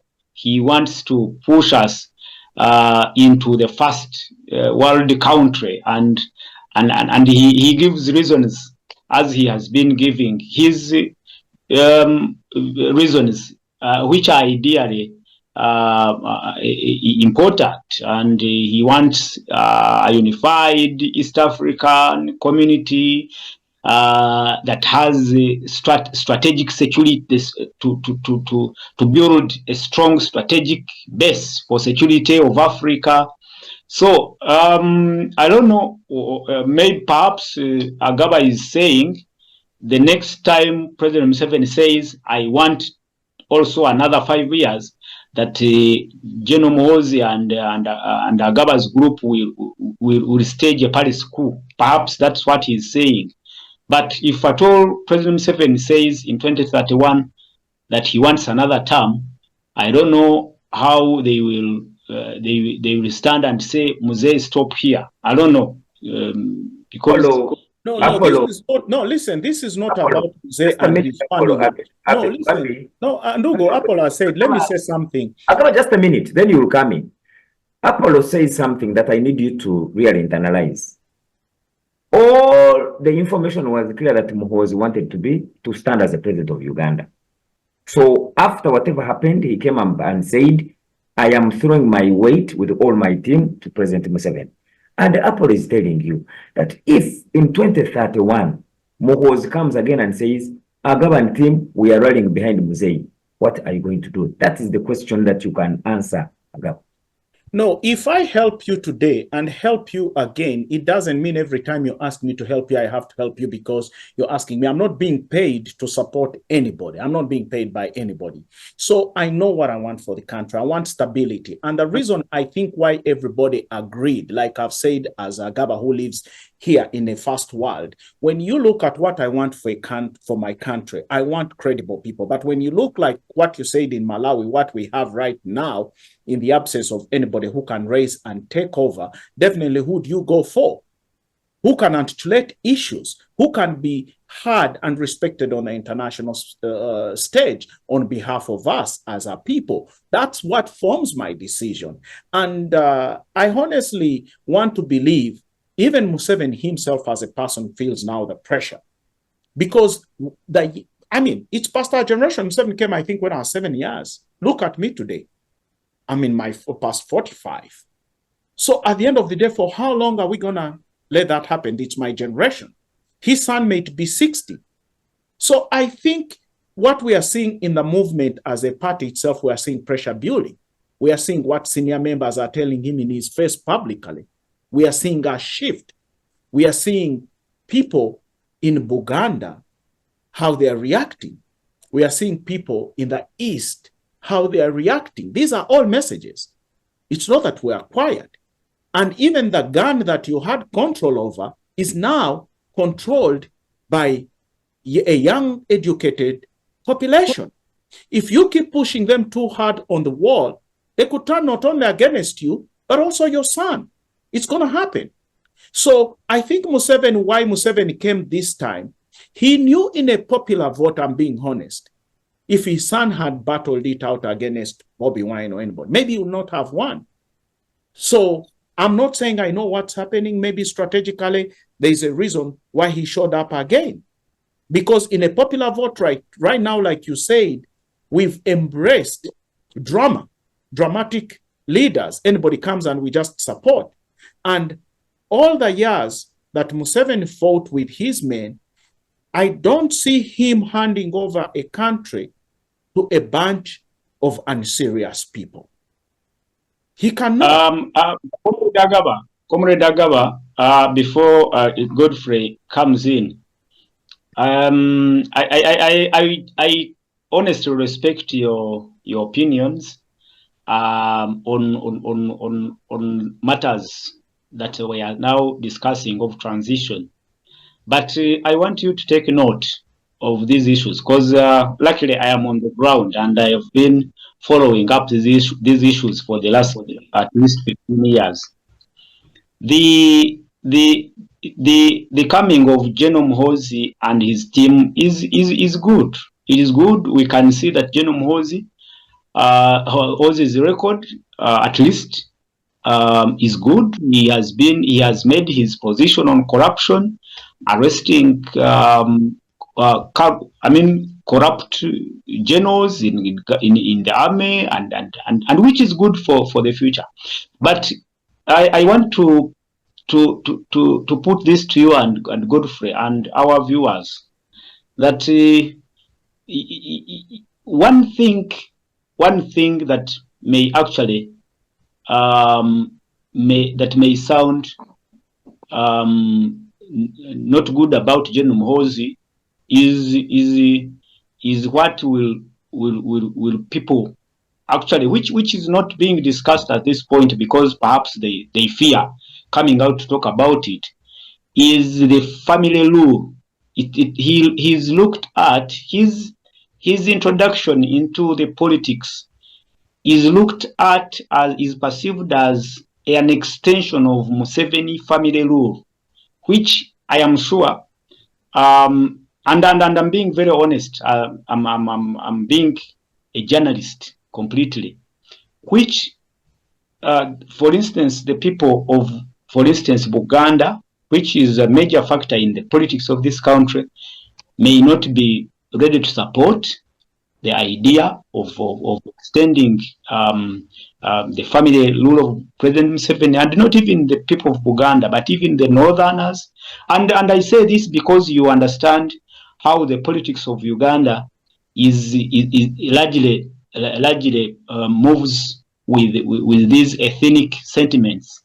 And again, the resentment in the old guard, the likes of you know what General Tinyefuza talked about in 2014, how and the volcano it created within the army and the political elite. We had an opportunity of General Museveni grooming a leader within his party NRM, the likes of Mama Babazi to take over from him, the likes of Rakana Rugunda, Dr. Rakana Rugunda to take over from him, people who would actually be, who are acceptable. I may use that word acceptable, who would be acceptable to all these ethnic groups I've talked about. But that is the only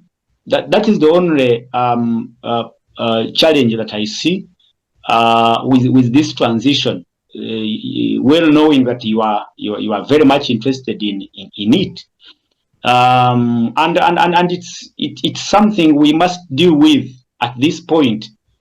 Can we have the General Muhoozi take over from President Museveni, and then we still have the unity that we have enjoyed as a country, built on different ethnic groups, different age groups, and all that? That is the big question. And again, another thing is looking at General Muhoozi as an extension of military rule. He's a general, he's a military man. So, and even these few incidents that have portrayed him as somebody who does not entertain dissent. You know what I've. Yeah. So those are the issues I may raise to you to think about as we go on to hold these conversations. That the transition we talk about, yes, is very important, but there are some other sentiments we should interrogate and see how we work around them to keep this country moving and even consolidating, like the protecting the gains. It is my wish that our country, our people should think about protecting the gains. Where we have reached, we don't want to go back. But those are the sentiments that are simmering within the public discourse and which cannot be ignored.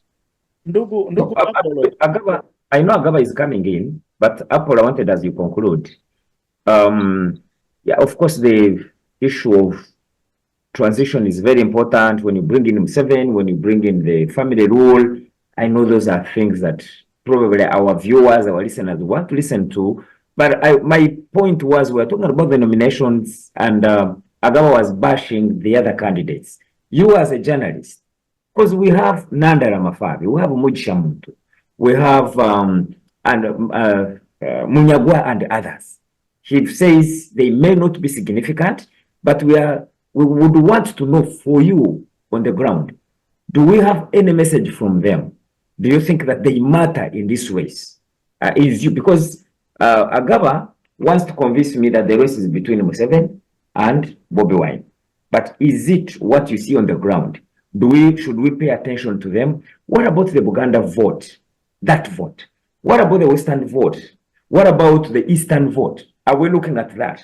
Are we looking at? Let me ask Godfrey a question. Godfrey, yes. Can you give me a statement from each of the candidates that were nominated? I am coming to you guys that do we pick any message? Because for me, it was nominations. Why do we take nominations? Why did Bobi Wine take people to Natete? Did you listen to all the candidates? Did you listen to all the candidates speak? Yes. Thank you so much, Godfrey, for that for that direction you have given the debate. I really appreciate Gaba's actually respond to the other one. Now I'm going to go to a different question before I respond to the first submission you made. So that means I'm going to miss out that, because Godfrey immediately no, you handle it, but let me make this clear. Let me make this clear, because I listened attentively to all the candidates, and let me tell you, Comrade Agaba and Godfrey, these people have strong messages, I can tell you. For instance, Honorable Nathan Nandana Mafabi is talking about fixing the economy and putting money into the pockets. That is his now catchphrase for his campaign. And he builds on his experience as an accountant, as a banker. You know, he has that background with the World Bank. He has, alliances and allies within the big global financial institutions. So he speaks what he knows very well. And let me tell you, we have problems with our economy. Whereas the economy and the GDP is growing, the inflation rate has been controlled, I think, around 3.5, around there, and 5%. The statistics show a rosy picture of the economy, but it is a fragile economy. The other time, the cartoon, if you saw the cartoon that ran after President Museveni met the border associations and he was giving them billions of money. You can't have an economy that is surviving on somebody one time called it a border economy. You have to. There have been strides in building this economy, but again, if you see how fragile it is, even the people. Let me tell you, even the people we see that are rich, the people we may say are wealthy, they are one step near. I mean, you won't be surprised to hear the next day that they have bid back into bankruptcy. You remember the story of Patrick Bitature, a very wealthy and astute businessman in Uganda. He was crying. His property is being taken, and he was crying for government bailout. So even the people you hear, the harms, that those are the businessmen in Kampala, people know that these people do not have real wealth that they are. So I'm saying the message by these aspirants and candidates now, like you hear they have strong issues. If you hear the message of General Muntu, if you listen, go back and I will share these speeches. I have them. I'll share them on our platforms any day. You hear a person who is talking about building institutions, not individuals. That for him, he believes in a country that has values, that has a defined value, a set of values that we don't have. We don't need to have anti-corruption agencies only in the name, when actually corruption is growing every day. There is a problem. He shows you that we should empower institutions, not individuals, and that is actually what is helping grown democracies like the US and others to thrive and overcome the shocks and the problems they have overcome. So these people have a message that is clear, and their message is backed up by the realities on the ground. But what I can tell you is this: listen to me, Comrade Dagaba and Godfrey. Ugandans, where they are, and I speak this also as a journalist who is on the ground, do not have time for those messages. Those messages in quotes that somebody has come with a good manifesto. They don't have time for that. I can tell you. I don't know if it is by default or by design, but people don't want to listen to that. The majority of the people who went to Chagulanyi's rally do not want to hear about fixing the economy. For them, their issue is how we want to see change. We want to see things happen. We want to see a fully, functioning transport system in Kampala, not borders. We want to see an efficient rail transport that would facilitate transportation of goods from the coast to Kampala in a record 2 hours, not having goods at the coast traveling for 5-6 days to Kampala. People want to see an economy that works for them. People want to see better health care. President Museveni on his post-nomination speech, he was asked a question about the ailing health care system in this country, that mothers are giving birth on the floor of health centers in Kayunga, just a referral hospital in Kayunga. So those, and unfortunately, I've heard that even the young journalist who asked the question about those health facilities in Kayunga, the collapsed health system in this country, has been summoned for investigation. You can imagine. So that is why people do not want to hear, are not waiting for manifestos or what you're going to promise them. They want to see action, things happening. Perhaps it may happen when we have General Muhoozi, if he comes with a strategy of Kagame, a benevolent dictator. I don't know how it will happen, but people want to see change. Not change as in changing the presidency only, but changing how things are done and how services are delivered. That is why they will not listen to those who have good manifestos.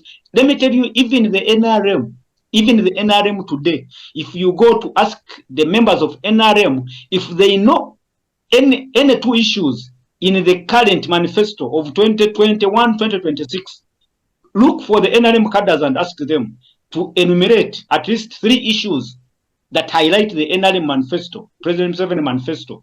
They won't give you any. So that is where we are. That is what I talked about, the public resentment, the anger in the people, which we cannot just push aside and say all is well because we are in steady progress. Let me tell you, these issues are in the people, and we must be concerned about these issues. Okay, I know Aga wants to respond to what you said, and Aga, if you have anything to talk about the messages, this is your time. No, I had a very good response. You totally skipped it and went to another question. Ndugu has said so much that my mind cannot put everything and respond to everything. I wish you had let me respond the first time on General Muhoozi. Now we went on other candidates. Now we but Agaba, let's bring the discussion. You see, when the issue of the transition, bringing in General Muhoozi is a very good topic. But remember, our viewers wanted them to know about the nominations. And when we go without talking about the messages... The viewers, I think, let's be fair to the viewers, because those are viewers in your head you think that will think that way. But there are viewers also who may want to listen to my opinion, to his opinion, his views. Agaba, you have the floor, please. Go ahead and so when we talk about this, because now we attacked the person of General Muhoozi, his family, his this, I wanted to respond quickly to that. Muhoozi, you have the time, Agaba. You have the time, please. Can I say something? You let Apollo speak. You didn't. So you have the time. I said you have the time. That's what I'm saying. Yeah. So what I'm trying to say here is General Muhoozi, like you and me, has a right to run. He didn't choose to be born by President Museveni. And for me, I'm not sympathetic to weakness. We talk too much as Africans. There is never nothing we've done. We have very good laws on the books. We have very good policies on the books. But we never do anything. But when we see strong men like the late Mafuguli, when we see Kagame, when we see the president of Burkina Faso, now we are seeing in Niger, we are seeing in Botswana, we are seeing the lady, I think, in Namibia, we see results. You know?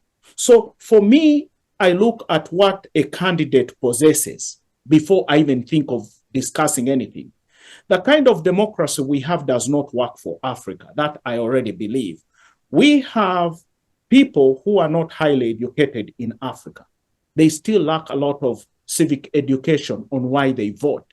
If you see people still bribed to vote, then those are not people who are making right decisions. That's why dictators like Kagame, Burkina Faso are necessary. And when I look at candidates today, even if it's a transition of all the candidates who are there, people think I support General Muhoozi because he's Museveni's son. That's not the issue. It's not about Buganda. It's not about Acholi. It's not Bachiga. And we have to start moving away from that kind of mentality. We need to think as Ugandans. I support Muhoozi for one thing. He has 3 qualities. First, security. Secondly, he has had good training as in exposure.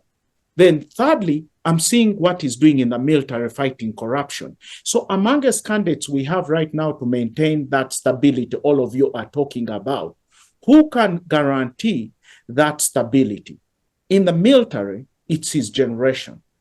He has been trained. We are seeing what he's doing in the military, fighting corruption. If he can bring that corruption in the civil service, that's going to help the country, because he has already created a network of people to manage with, as opposed to gambling with candidates we all know that do not have the credentials to lead us. Even if they do, they've not displayed them enough.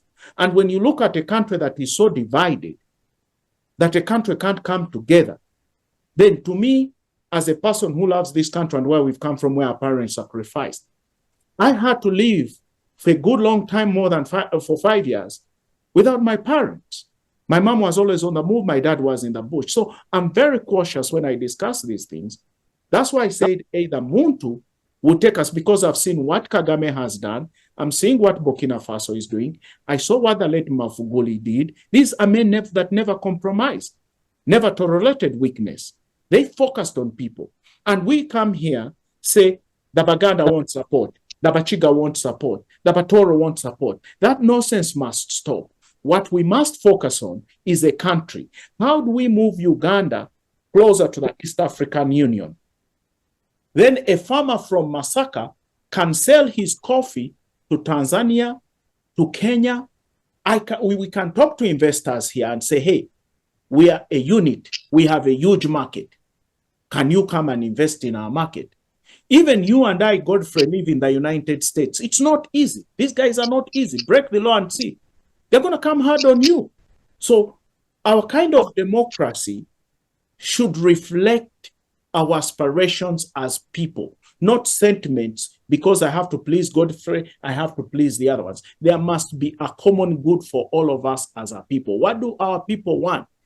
You know, when our children graduate, do they have jobs? Are we producing services for our people? Or we have to depend on outsiders to help us manage our people?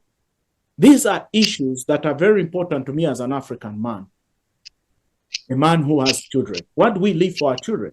If Muhoozi is coming and there's going to be stability, so be it. Uganda is going to be, has been there before him, will be there after him.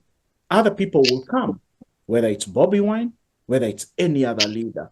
But we have to start looking at leadership that we think is going to take our country forward, as opposed to saying, because so and so is popular, has support, tugende noyo. Let's look at credentials. Let's look at qualifications of these guys, and then also look at the challenges we face as a country. Ndugu Apollo just mentioned that the people at these rallies are not even listening to any ideas or manifestos. All they want, Onoyagendo Tukula, we want change. Bobby is not going to join that bandwagon of just saying we want change. I want to know the person leading us in this change, what is he going to do for us? I want to look at the manifesto. Do you have the capacity to implement it? When you go for a job interview, that's what the employer is looking for, to give you the job. You don't walk in because I'm Bobby, I'm looking good. No, you have the job.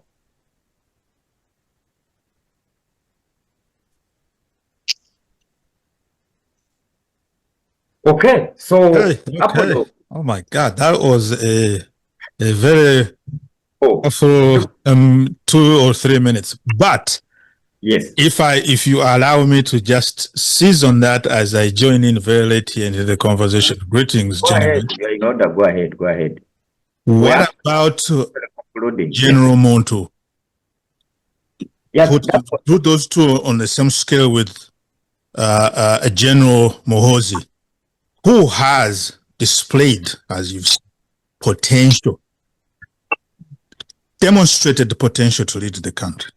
Before you came in, actually, one of my submissions, I said, if it were not Mr. Museveni on the ballot, I would have given my vote to General Muntu. All right, that answers my question. Okay, gentlemen, we were discussing the nominations, of course, and politics in our country. I wanted your take on now the coming weeks, because now all the candidates they are trying to harmonize the program.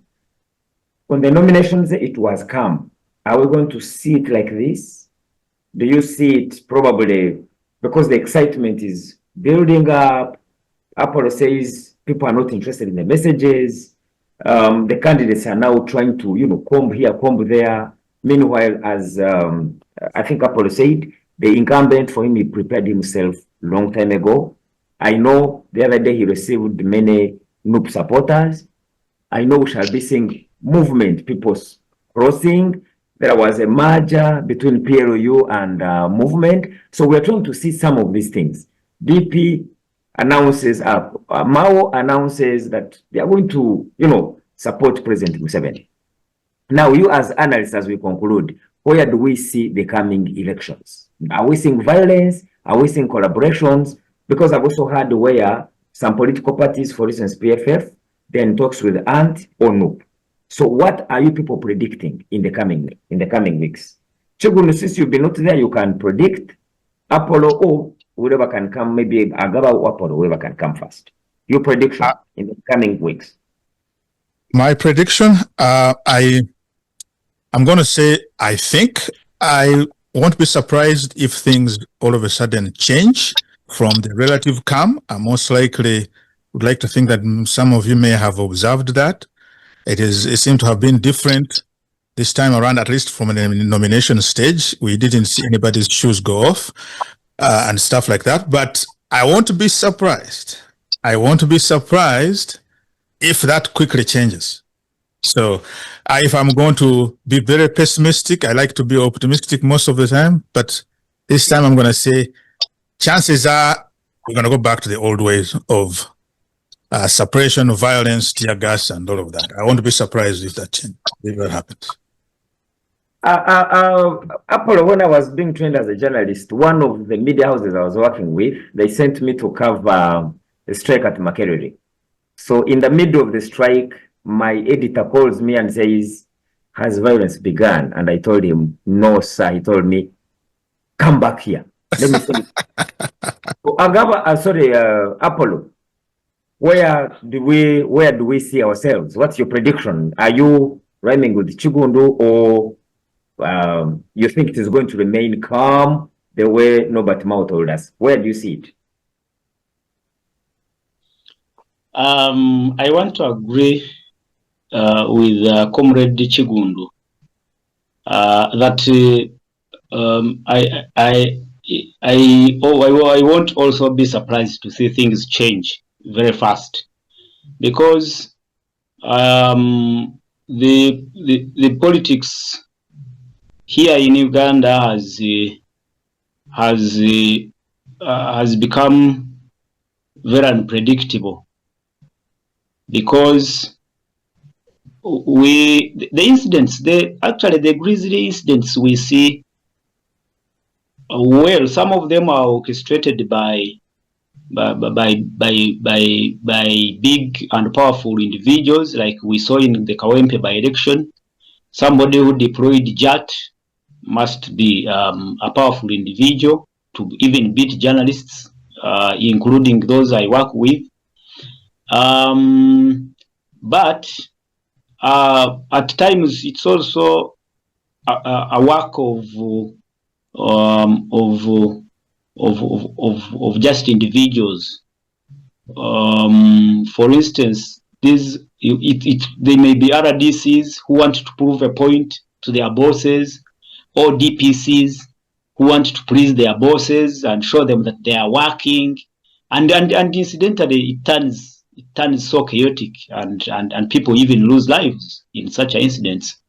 You must expect that at one point Bobby Wine or any other person will be in a radio talk show, and somebody will switch off the radio, will issue an order that the radio should be switched off, like it happened in 2021 elections, when candidate Patrick Oboy Amriat sat in the studio for almost 2 hours when the radio had been switched off, and he was speaking to himself and the presenter.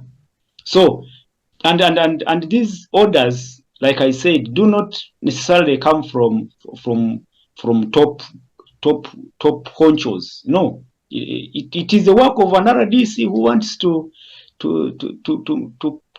send a message to the appointing authority that you see, I can do some good work for you. So I really pray that this relative calm, we continue to see it. It progresses all through the campaign time and into the final polling day, and even after polling.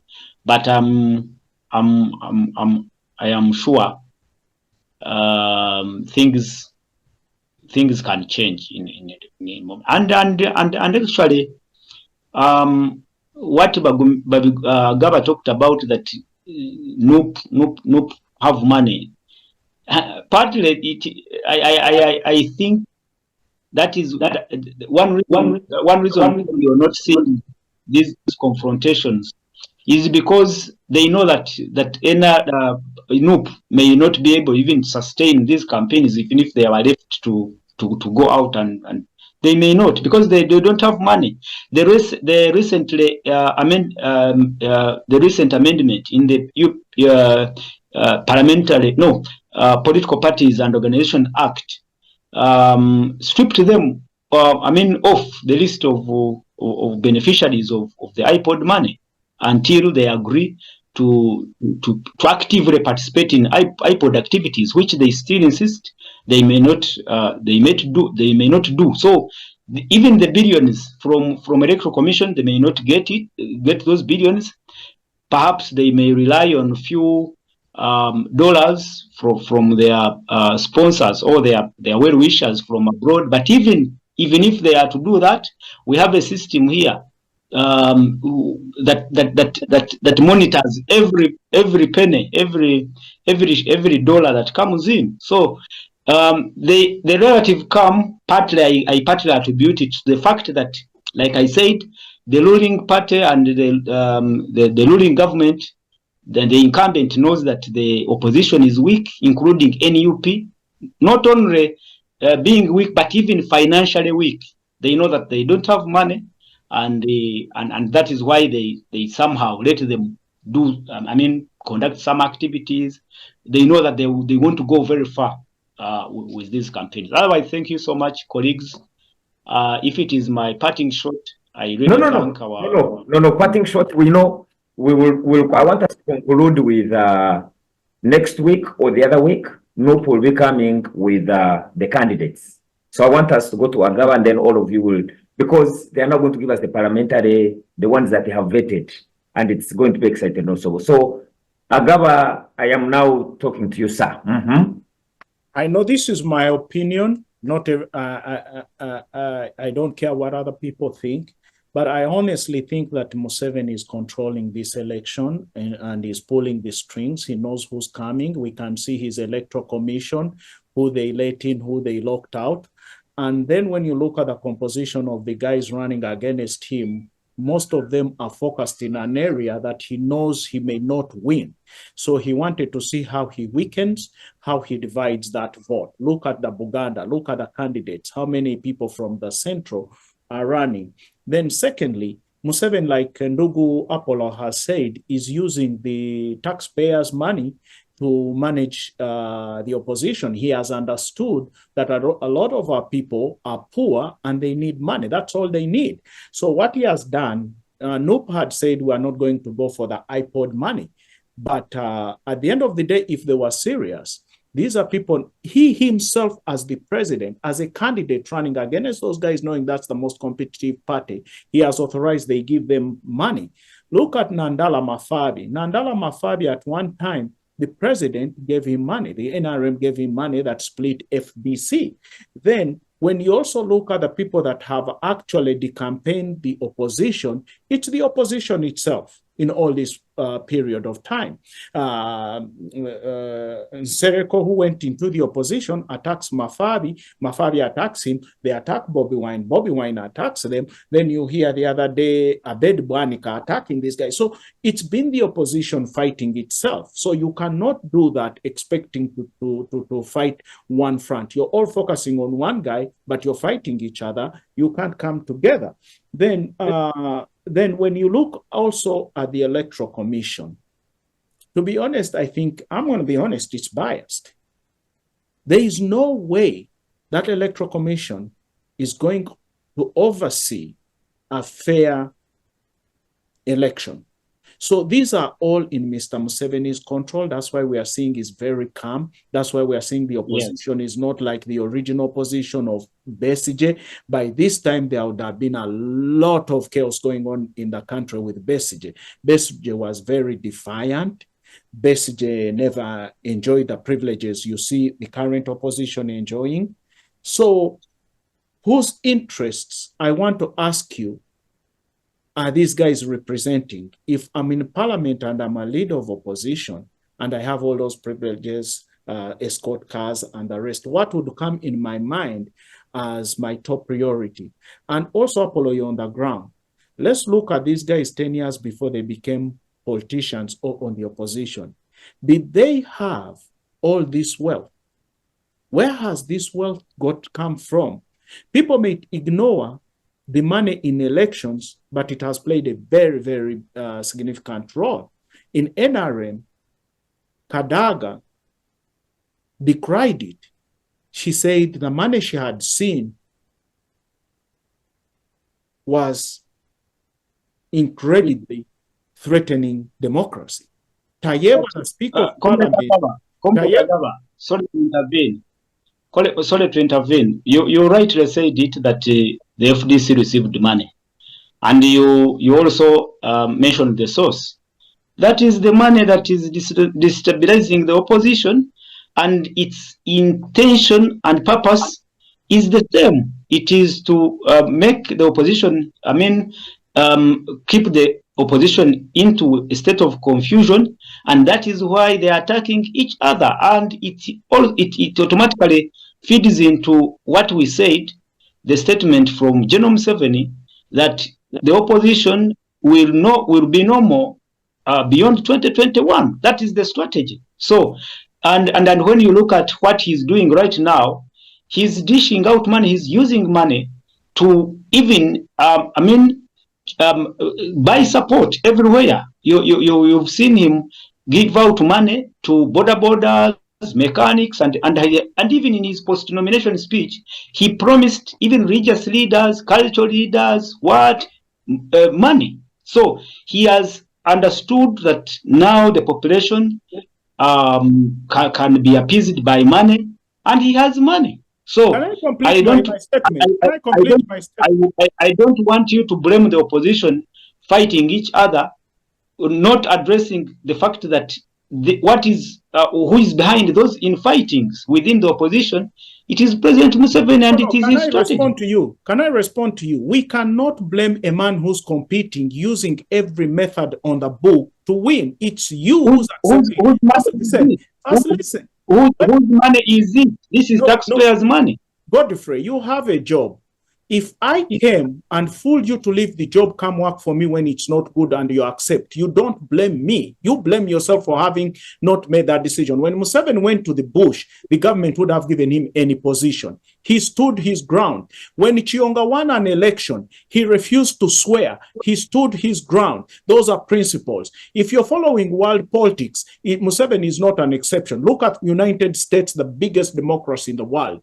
Today, if you do not agree with the president, whether you're opposition anywhere, you're in trouble. So this is going to happen everywhere. It takes principle. That's why Besigye was very principled. Besigye could have gotten any job. Muchishamun can get any job from Mr. Museveni. Muchishamun could be rich. Don't you think they've reached out to these gentlemen? I want to believe they've stood their ground and said, no, this is our ground. Look at Buganda.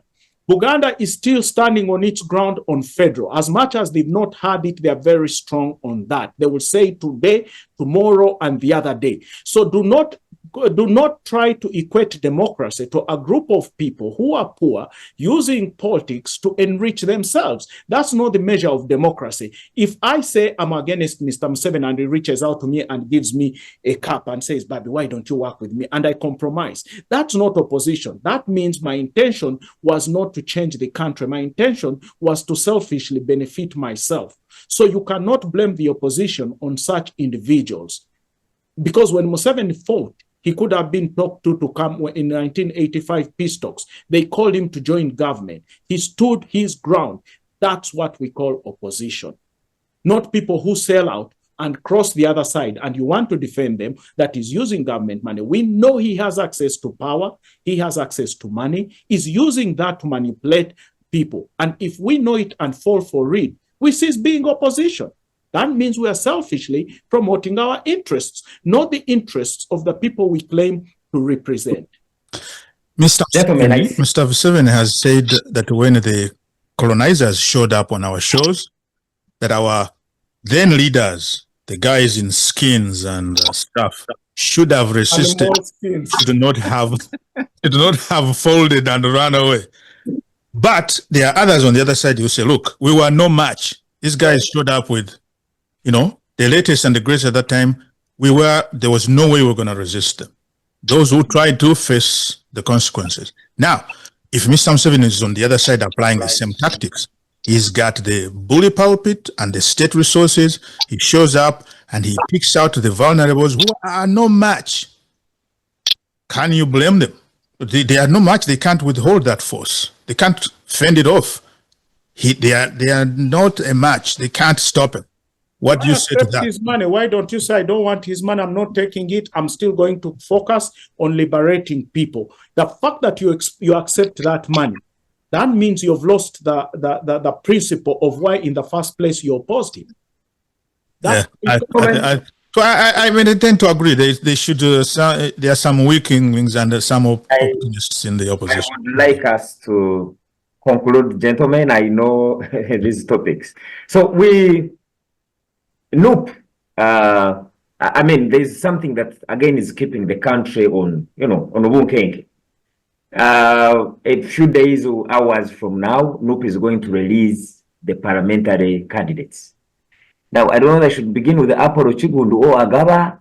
I'm about to run. Yeah, I'm going to sit out on that one. I haven't tracked that very well, so I'll let gentlemen. Then Apollo, where do you see this thing next? What do you see? Are we seeing NRM, very many people coming as independents? Is NUP going to manage? Because now we have the confusion of the presidential campaigns.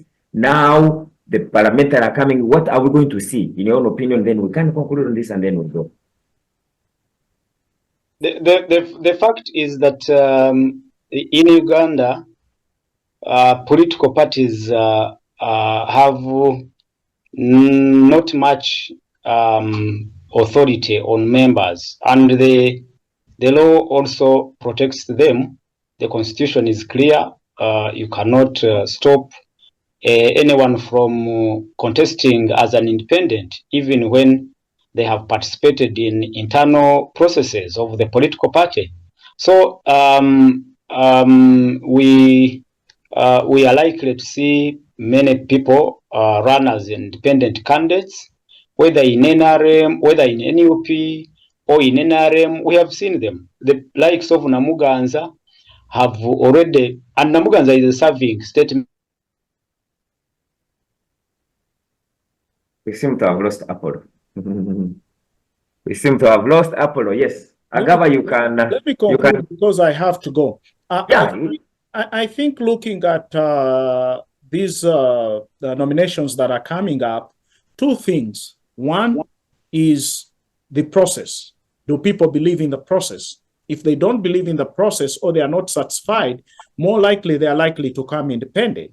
That's the first thing, because no law that bars them from coming independently.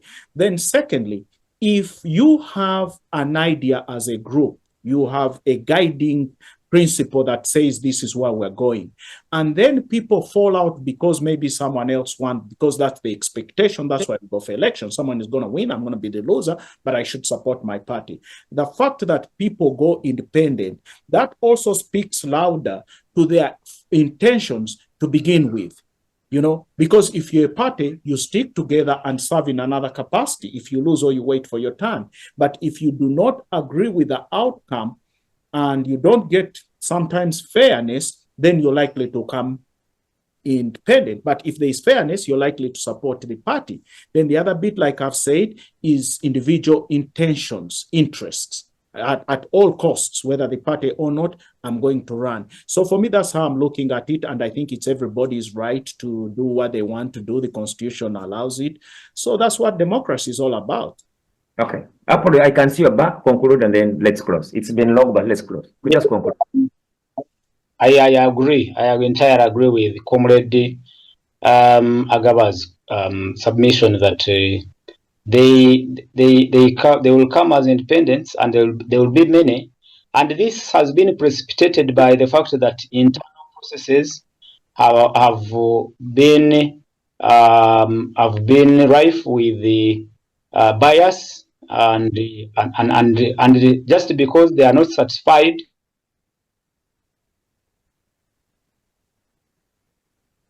We lose him again. So I'm sorry. Looks like the internet is starting not to cooperate. So, Chigundu, I want to thank everybody, guys. Apollo, all the way from Uganda. We don't take that for granted. I know, of course, internet is a problem, so sorry about that. Apollo, thank you so much. Agaba, I can see you rushing to work. Chigundu, you were with us in spirit, and we appreciate that. Yeah. I have been Kaitara Godfrey. Hope to see you 2 weeks from now with more hot topics. Thank you very much. This has been the bi-weekly news roundup hosted by Tukikube Media. Bye-bye and see you. Must I remind you that the views expressed on this forum are views expressed by individuals like Agawa, Apur and Kaitara, but note. Bye. Bye-bye. Thanks, guys. Bye. Have a nice day. Bye.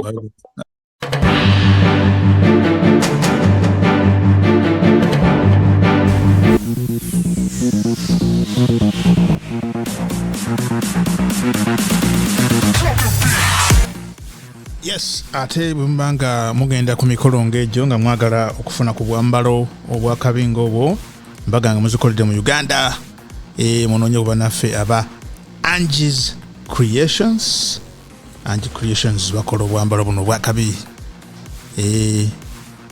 tobeera ku mukolo ne gutanyuma weefunira akambalo Angie Creations bajja kukolako buli kimu kyonna kyewetaaga.